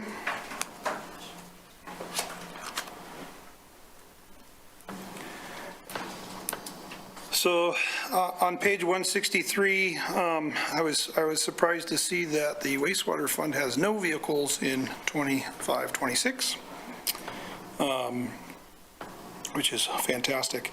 As well, I did want to point out down below in the routine equipment and capital maintenance, this section of folks also identified a program that they want to take on, and that is our annual manhole replacement program. So there's many manholes out there that are failing and crumbling, and some that are old brick, and they've got them inventoried, and they're ready to tackle that project. And so this identifies funding for them to complete that manhole replacement as needed. Page 164, our first big project, capital project there is a CIPP lining. You're all, Councilor Newman? yeah. Just before you go, Yeah. Quick question. how many manholes would that replace? Do you know? Oh, gosh, that's a great question. I think we've got it. You gave all the listed other back ones just here, now. Unless, It's five. Five. Five? Okay, thank you. Okay. Thanks. And some of those are, I want to say that's a average or an estimate, because some of them are more expensive than others, right? If they're deeper, if they're in the middle of a busy street, right? So I want to say that could vary. 5 is probably the good average. Okay, again, 164, we're going to start, again, 25-26 is what we're going to look at. The CIPP lining, you're all familiar with that. We line lines that have some, maybe some cracks in them, but haven't completely failed. Been a very successful program. And then moving on to page 165, the North 3rd Street sanitary sewer connection. This project is kind of up in the air at the moment, to be honest with you, Council. This was to connect the sewer from the Municipal Operations Center back into the main lift to get to the treatment center. The Municipal Operations Center is currently on wastewater lagoons. But one of the main reasons for this project was some of the property between where the Municipal Operations Center was and the main lift we're looking at some future development there, but the properties has changed ownership, and so we're not sure exactly what the future plans are there. So staff will be evaluating it. I guess all I'm saying to you is this isn't moving forward quite yet. We don't want to spend these type of funds until we really know they're going to go to its highest and best use. West Laramie Lift Station, last week you guys approved a resolution for staff to submit an application to the State Loan and Investment Board for SRF funding. We're in design of that project now. The next few projects are priority sewer rehabs in alleys.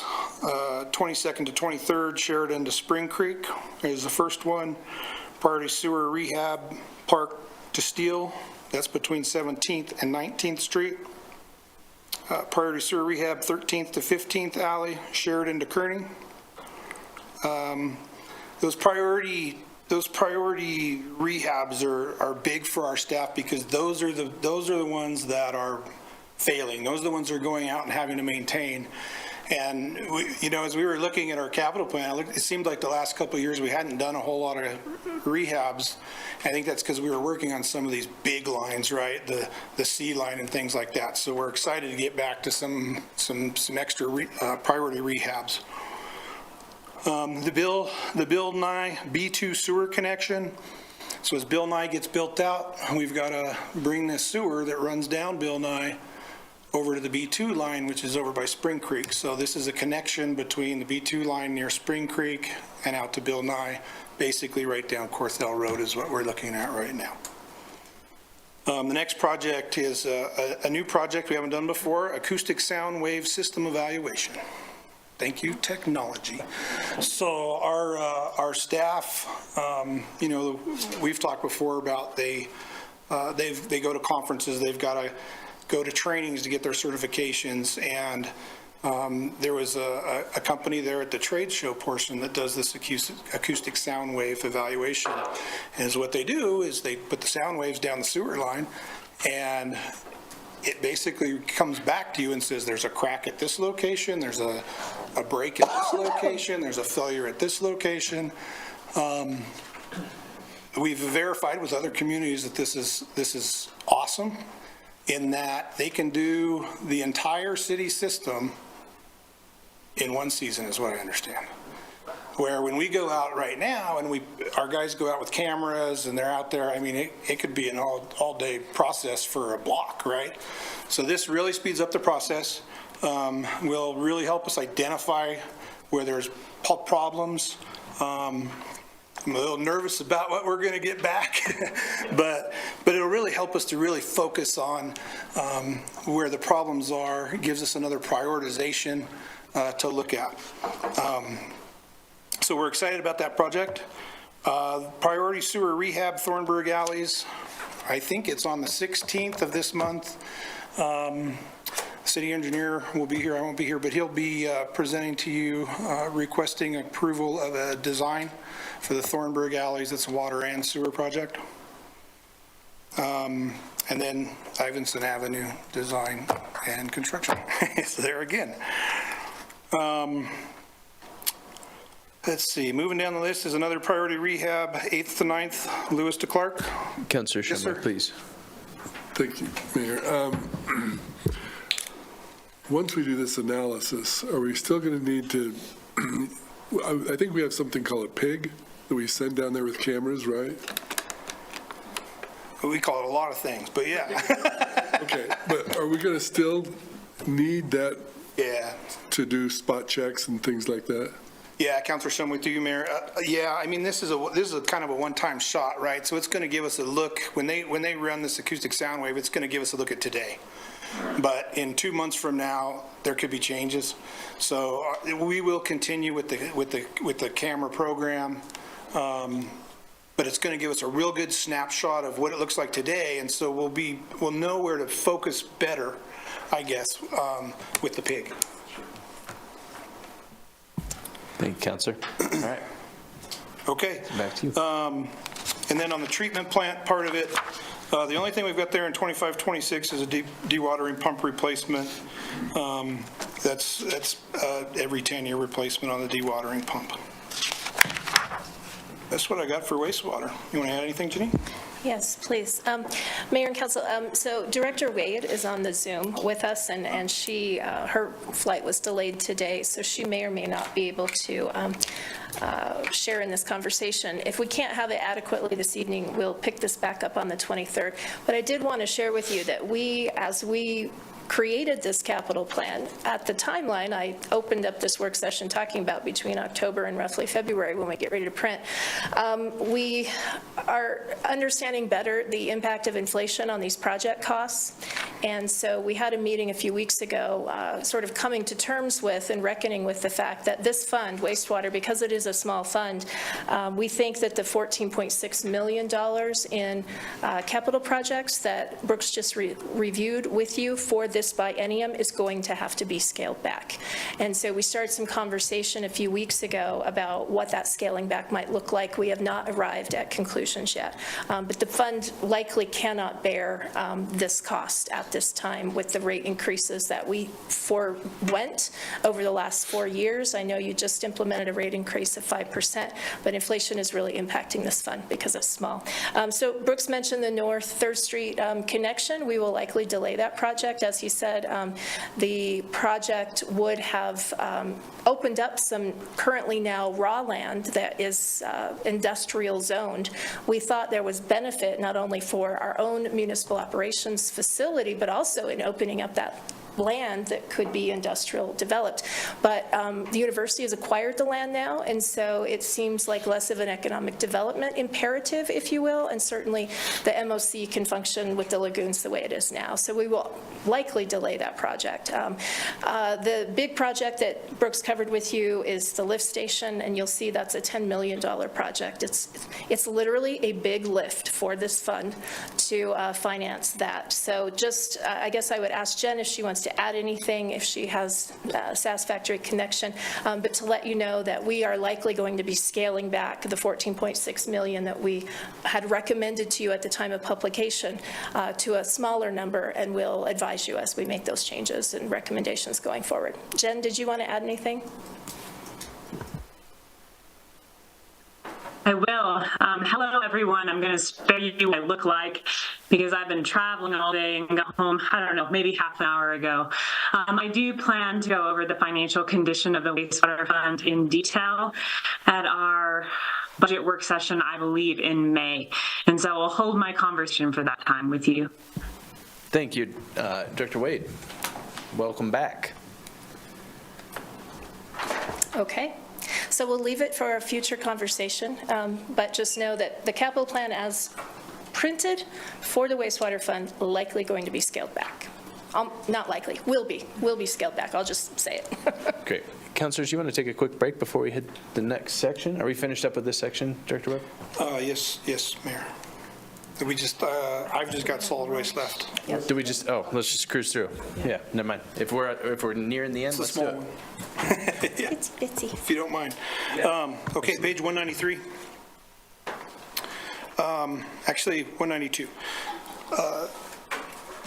So as far as fleet and equipment replacements, on the disposal side, there's a pickup truck that's used out at the landfill. It was brand new when I got here, but it needs to be replaced. And then on the collection side, there's a garbage truck and then an F550 crew cab truck that is currently a hook lift, lifts up some containers. It's old, but we put a new engine in it a couple of years ago, so we may actually end up repurposing that and holding on to that a little longer. I've been working with Shane and JR on that, so I'm not exactly sure that'll go in 25 at this point. And then at the landfill, the wheel loader, it's got 7,300 hours on it, generally about 7,500 hours at a landfill, and they need a lot of work. So we're asking to replace that. New item is a landfill grinder. We don't currently have a grinder for our compost program. I'm super proud of our compost program. It's been really successful, great partnership between solid waste and the wastewater division. They do a lot of work together out there on the compost program. Historically, we have rented a grinder. We bring it in for a month or two, and staff sits for 2 months grinding that thing because we're paying by the day, so they're there working. It used to be fairly inexpensive to rent that machine, but this year we paid almost $80,000 to rent it for 2 months, and we had 2 staff members and 2 pieces of equipment on that thing for 2 months straight. So looking at the numbers, we decided, you know what, if we have our own grinder, we can grind when we need to grind. We're not at someone else's beck and call. And we can take care of that ourselves. And we've talked to Cheyenne, Casper, other communities around us that run their own grinders, run their own compost programs, and they've been pretty successful with it. I've got experience in my background with grinders, so we're familiar with them, and we just think this is a lot better deal. I actually talked to the fire chief about it last week, and he was excited because, again, right now, we wait a year, that material piles up, and the fire guys don't like that. So this gives us the ability to keep those piles down and stay on top of it. Actually had 2 fires, Yeah. Spent all night out there. Yeah. So anyway, that's it's an expensive piece of equipment. But actually, I think if we look at what we're currently putting into it, it makes total sense, right? We also looked at having a company come in and just handle it all. We did that a few years ago when we had that bad storm and all the branches came down. They gave us a quota of $250,000 a year to come in and do that. So it really makes a lot of sense for us to take it on our own. And we've been thinking about it for a while, but those rental prices were low enough it didn't make sense. But now they've gone through the roof. On page 193. Before you move on, Brooks. Yeah. Councilor Richardson. sorry. Brooks, what's the longevity on those typically? I think we can get at least 10 years out of it, to be honest with you. They do take a lot of maintenance. They've got these big teeth on them that got to be replaced every, I think it's 80 hours or something like that. That machine, I'm trying to think of the word to use. It's hard on it, right? It takes a lot of wear. So there is a lot of maintenance that occurs on it. But I think easy 10 years out of that grinder. Yeah. Thanks, Councilor. Okay, so 193 on the routine equipment, capital maintenance again. I've just highlighted hook lift containers. Some of the containers we have, I don't know if you've seen them going around, they're 7 or 8 yard containers, and they're getting rusty and falling apart. They don't look very good anymore, so we want to replace some of those containers. And then another ask for litter fences out at the landfill. Every few years we get some more litter fences out there at the landfill. Councilor Shumway, please. Thank you, Mayor. I know the city has a chipper. I'm sure that's a very small piece of equipment compared to a grinder. Yeah. Do we use the chipper out at the landfill? I mean, or is that just for city use for when limbs fall? Yeah, Councilor Shumway,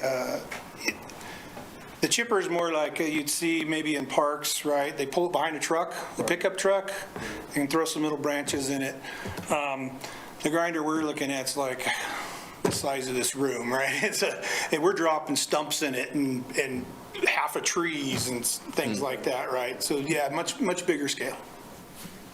Thanks, Councilor. All right, back to you, Brooks. Yep, page 194. So just a couple things for 25-26. The landfill concrete pavement front entrance. We actually are going to start this year. You'll see in 2024 there, we've got a front entrance evaluation. Get a consultant on board to kind of evaluate the traffic there at the front entrance. When we built that new front entrance out there 13 years ago, it was all good.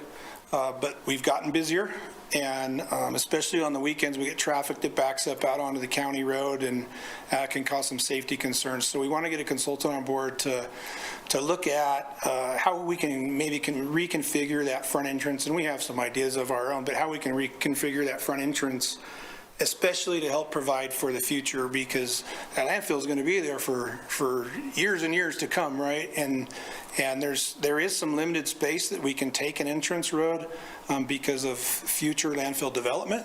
We don't want to put a road where we're going to end up digging it up later. So anyway, we're going to do that evaluation first, and then basically that $350,000 is kind of earmarked to move forward with what that evaluation recommends. Refinished Baylor building floor, we've actually kind of keep bumping that out. Generally is what we see in a building like that is after 7 to 10 years, the floor needs to be refinished. We're running heavy equipment in there across that floor, but it has held up really, really good. And so we just kind of keep popping that money out every year. But we've got that out in 26, and we're keeping a close eye on the floor there. We want to get it refinished. Completely starts coming apart, but it's actually in really good shape right now. So that project may end up getting bumped out again. As far as capital for solid waste, that's it in 25-26. I will mention the household hazardous waste storage building. Staff started moving in there this week. It's completed. And then the indoor meeting space expansion will be going out to, the design's complete, it'll be going out to bid. I think advertisement goes out this weekend, so you guys will be hearing more about that here in the coming months too. We'll be bringing that back to you for bid award. So that's what I've got for capital for solid waste. Any questions there? Councilors, any questions? Councilor Gabriel, please. Mayor, just curious, Brooks, with all of the construction going on in the city and county, is the landfill able to handle all of the material coming out there? It just seems like, to me, especially with the university and the dorms and all, it just wondering. Councilor Gabriel, we've been holding true. If you look over time, we've got kind of a steady increase on our incoming waste load. I think right now we're still permitted out to 40 years, and we've got another 30 years of space that's not permitted yet, but we know we're going to be jumping into. Those numbers change as we go over time and depending on what's coming in. Really, our intake is it's a pretty steady trend line up, right? Not huge, but up. But we also have years that are kind of up and down depending on the construction and what's going on. So sometimes we'll have a big spike if there's a lot of construction going on in our incoming tonnage, and then drops down. Is what's really helped. I mean, gosh, the compost program, we're diverting 7,000 tons of green waste that used to go into landfill years ago out of the landfill. Our single stream recycling program, recycling the metals and the refrigerators, things like that. Those programs have really helped to extend the life of the landfill. And so I think actually we're in really good shape.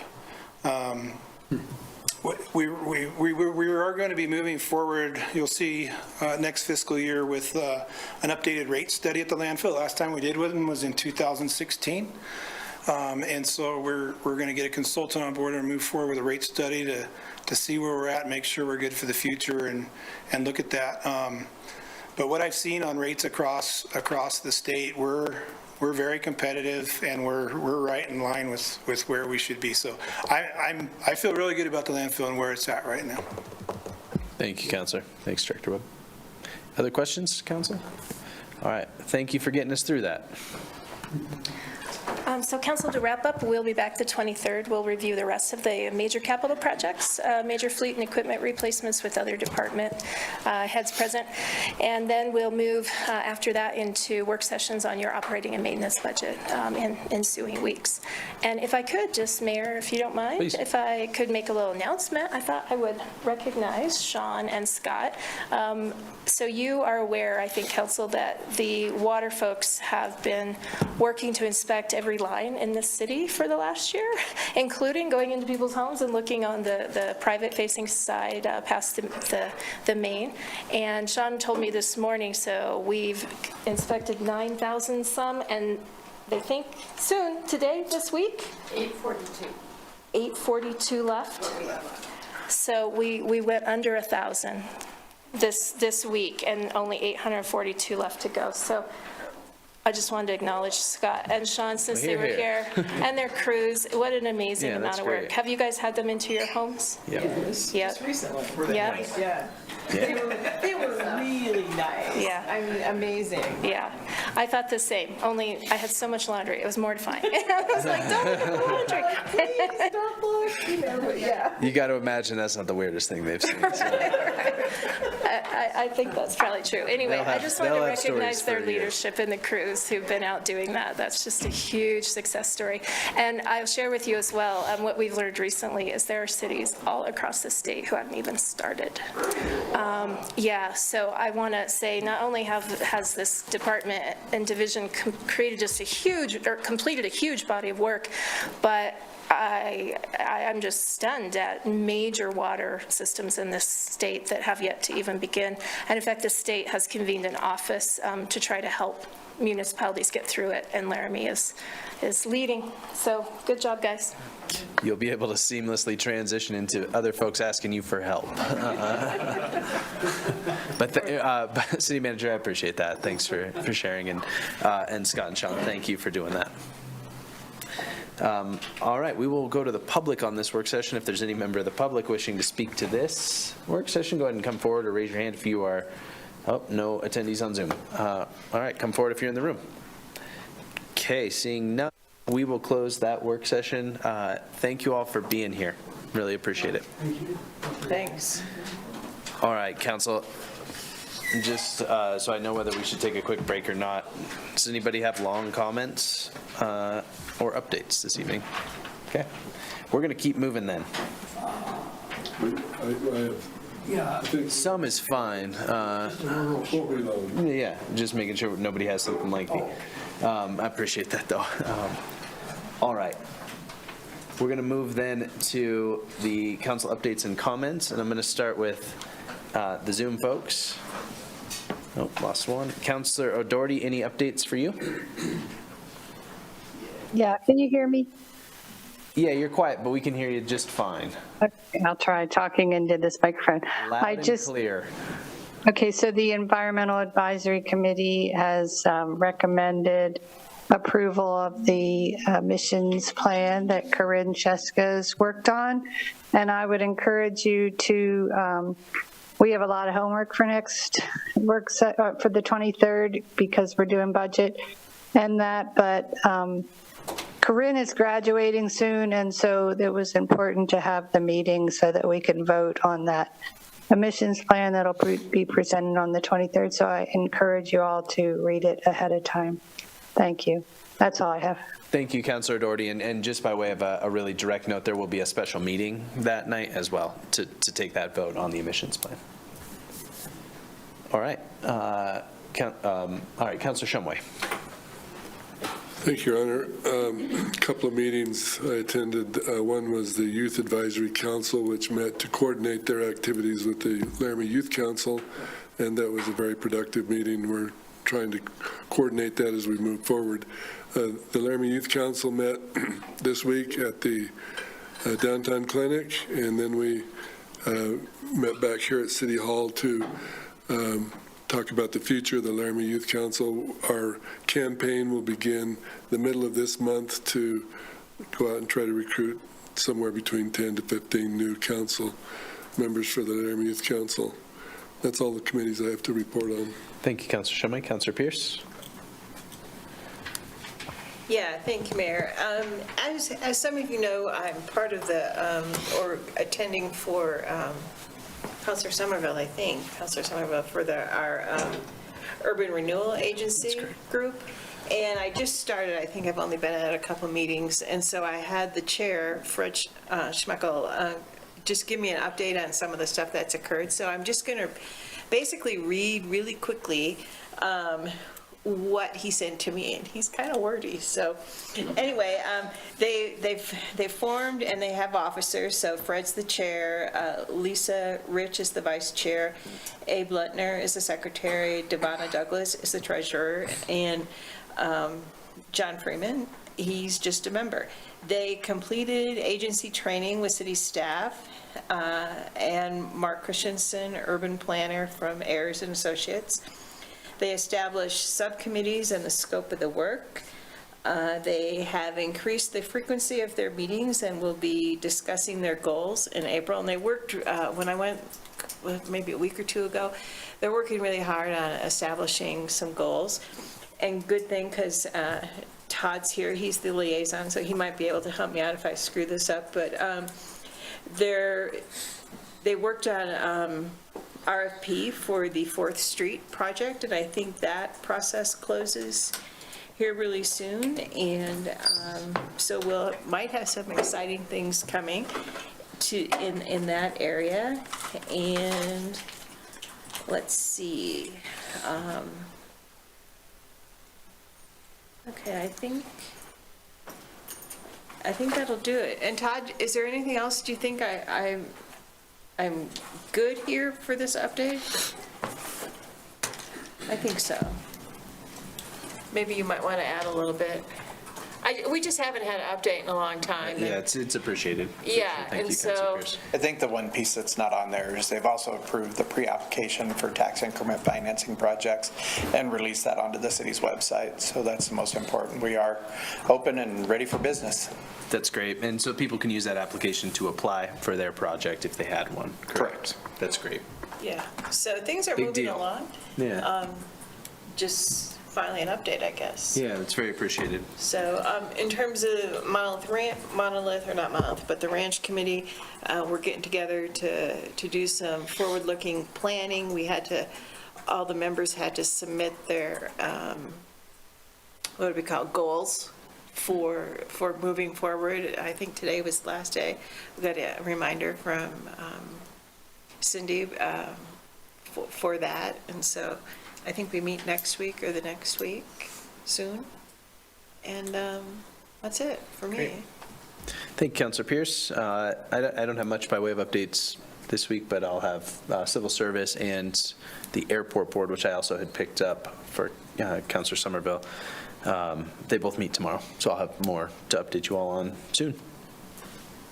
No updates. Great. Councilor Richardson? So one quick announcement for LMSA, the International Flavor Fest starts next week, so if you can participate and get downtown and check out some of those restaurants, that would be great. DDA met tonight, and I shared with them that there was conversation about kind of ending that committee if things didn't start to move forward. And actually, they really came to the meeting prepared with kind of a plan in place and a strategy, which was lovely. I don't think they appreciated me sharing that news, but I said, I tried to reiterate that I think it's just a matter of getting something in place to move forward on. So I was really pleased and shared that I thought it was great that they have really come forward with a plan. So hopefully that will continue. That might be about it. I think that's all I've got. Thank you, Councilor Richardson, and I appreciate you giving him a heads up, even if it was a little bit of tough love. Councilor Gabriel? Thanks, Mayor. I just wanted to acknowledge the passing of a former mayor, Dave Williams. He was the mayor from 99 and 2000, was elected in 92. And of course, Councilor Shumway served with the mayor, former mayor, Dave Williams. He was an Albany County educator. He was in the Hall of Fame for the Wyoming Activities Association as an official, did a lot of basketball and football around the state, had 3 outstanding sons that I was familiar with, and Dave was really a great guy. He was, he did so much for Albany County and Laramie, and he passed away just recently, so we wanted to acknowledge that, and I think Councilor Joe, you knew him pretty well. I did. What I would request is, Mayor, that we could put together a letter for his wife, Mavis, and send her a letter to show our appreciation for all the contributions that he gave to the community. He, as was mentioned, contributed so much, and I think the recognition and to thank him for his service to the city would be great. So if we could put together something that we could send from the city administration and the city council, I'm sure Mavis would appreciate that. I don't know her address, but I believe she lives in Sheridan, right? And I know we can get that address for you and get that off. Okay. Yeah, be happy to work on that. I might reach out to both of you, though, for a little support on it. But happy to do that, and thank you both for bringing that. Anything else? And one other thing, since Todd is here, I think we're going to have a lively discussion next week at the Parks, Tree, and Rec Board meeting. There's several board members that are really adamant about extending the swimming hours at the rec center. They're somewhat limited now because of lack of lifeguards, and that's pretty much the situation. And the last board meeting, we had a discussion about how the administration is handling that situation, and so the board, I think, is going to discuss that in depth at the meeting a week from tomorrow. So I think we'll have some more information to pass along, but they're kind of in a pickle because, as Todd has told the board and Jody as well, lack of lifeguards is limited, and so they can't open the pool as much as they want to. Plus, of course, we don't have all the money that we need to run the rec center the way we would like to. So we'll see what that discussion comes from the rec board next week. Thank you, Councilor Gabriel. Yeah, I have tried to make the case to my daughter on a Saturday morning when we are not allowed in the pool yet because we have to wait for kids to get out because it's at capacity because of lifeguards. She's not interested. So I imagine other parents and folks are in the same boat. So, all right, I appreciate that, and I'll be interested to hear how it goes. Councilor Pierce, you got something else? No, but don't we have like that job posted and we never get enough applicants? Isn't that the situation mostly? Assistant City Manager, a little surprise question for you.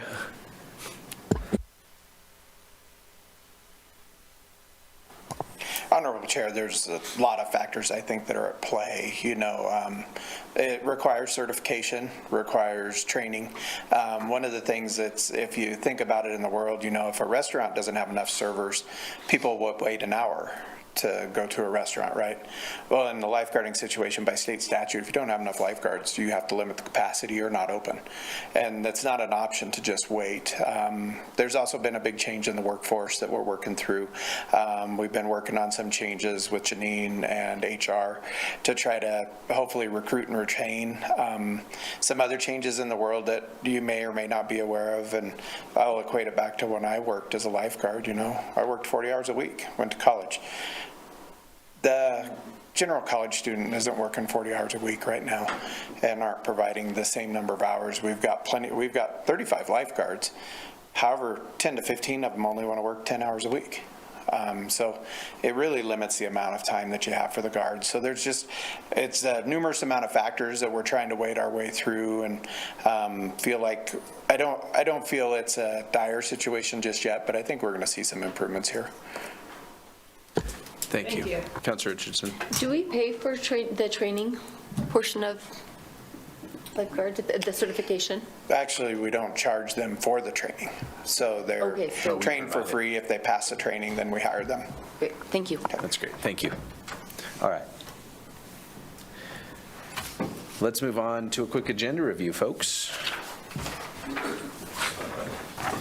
Not much, I think, that will surprise anyone on this agenda other than if you have questions on the consent agenda, go ahead and, before I move on to the regular, go ahead and throw them out. But, all right. A bunch of the stuff that's on here we already discussed, but I would just flag everybody to item 12, which is just the final design of the 15th Street corridor through campus that engineering has been working on tirelessly with the university, and they have come to an agreement. So it is, you won't see much by way of sort of like the conceptual drawings not changing from what you've seen previously, but the detail is in place. So just wanted to throw that one out to you all. And then I don't know if anything else will jump out at you. Reach out if you're interested in being the liaison for the Human Rights Commission. I haven't heard anyone yet. So, Councilor Newman? I just had a question for Nancy. Nancy, why is number 16 this week and not last week with all the other ones? Sure, that's a great question. I asked the same question in Yeah. the agenda review. So in Laramie Municipal Code, it says that if they apply after March 1st, the due date is February 15th. They receive the applications the first week of January. So we're only required by municipal code to give them 2 weeks, but we try to give them as much time as possible. But anyways, if we receive the application after March 1st, it requires us to put them on a separate hearing day. So that's why you have them on this agenda rather than on the previous agenda.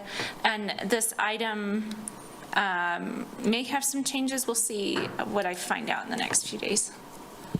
Thank you, Councilor. Yes, good question, though. Any other questions, council members? Okay. Mayor? Yeah, please, City Clerk, go ahead.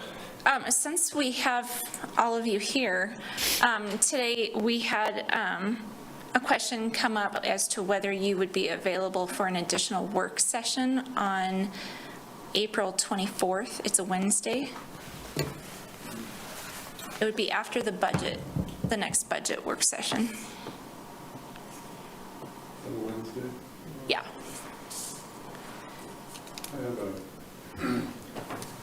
I have a WAM Region 1 meeting on Wednesday Okay. evening. I'm good. Vice Mayor is out of town, but I am good. It's not something we can consolidate into the other Looks like work Erin's session. good. She's out of town. Thank you, Aaron. Okay. Mayor, I think that we've already doubled up on your capital work Thank you. sessions. Yeah. I wonder, Wednesday, is Monday a potential option as well? Because I just realized I have WAM on Wednesday too. Is it- I'll be here, that's my Janine, is priority. that Wednesday or, it's Wednesday, isn't it? You know, I'm not entirely sure. It's either Wednesday or Thursday, because we have the board meeting in Douglas on the 26th. Yes, yes. Is it timely, City Clerk? It is timely, and Mayor, I think it's a project that you'll want to know about. I don't foresee Okay. this being a long work session. I think we can wrap it in an hour. Is that what you're hearing? You've talked to them directly, I have not. Yeah, they, possibly, I don't know. Okay. They said that, talking to Director Webb and Director Taney today, it sounds like it could be a discussion, but Okay. they weren't really sure how Okay. long it would be. Okay. On Yeah, the that's great. 22nd. It's no problem. I was just curious if it was timely. Yeah, I no think problem. it is. I think you're going to want to be apprised of the Okay, no problem. project. On the 22nd, we do have Planning Commission, so depending upon the length of that meeting, So Wednesday best. yeah. I was going to say, if we met, we'd probably want to do 6:30 or 7 to give them the maximum amount of time to review items, but I don't know what's on that agenda. Oh, for planning, if we did it for Planning Commission? Yeah. Yeah. And Derek would know. is Thursday an issue? Could we, oh, you two are at WAM, so you're caught up. Okay, disregard that. I have Okay, to be in Douglas. The please. Planning Commission on the 22nd, they postponed an item from yesterday's Planning Commission that was a variance on the west side. Okay. That had significant amount of public comment, and we expect that the postponement will have significant amount of comment again. Okay. All right, and since it's a work session, we won't miss, I mean, we will miss Councilor Shumway and the Vice Mayor, but they won't miss a vote, is what I mean to say. So they can review the meeting and reach out, I guess, with questions. So I'm okay with the Wednesday Okay, as our best option. so if we did Wednesday, it'd probably be at 6 o'clock? Same. Yeah. Okay, that's great. And then Mayor and Council, we would go ahead and put that on your scheduled meetings, and if Great. it sounds like that's something to move forward. Okay, that's great. All right, anything else? Thank you for bringing that to us, folks. All right, council members, we are adjourned. Thanks, everybody.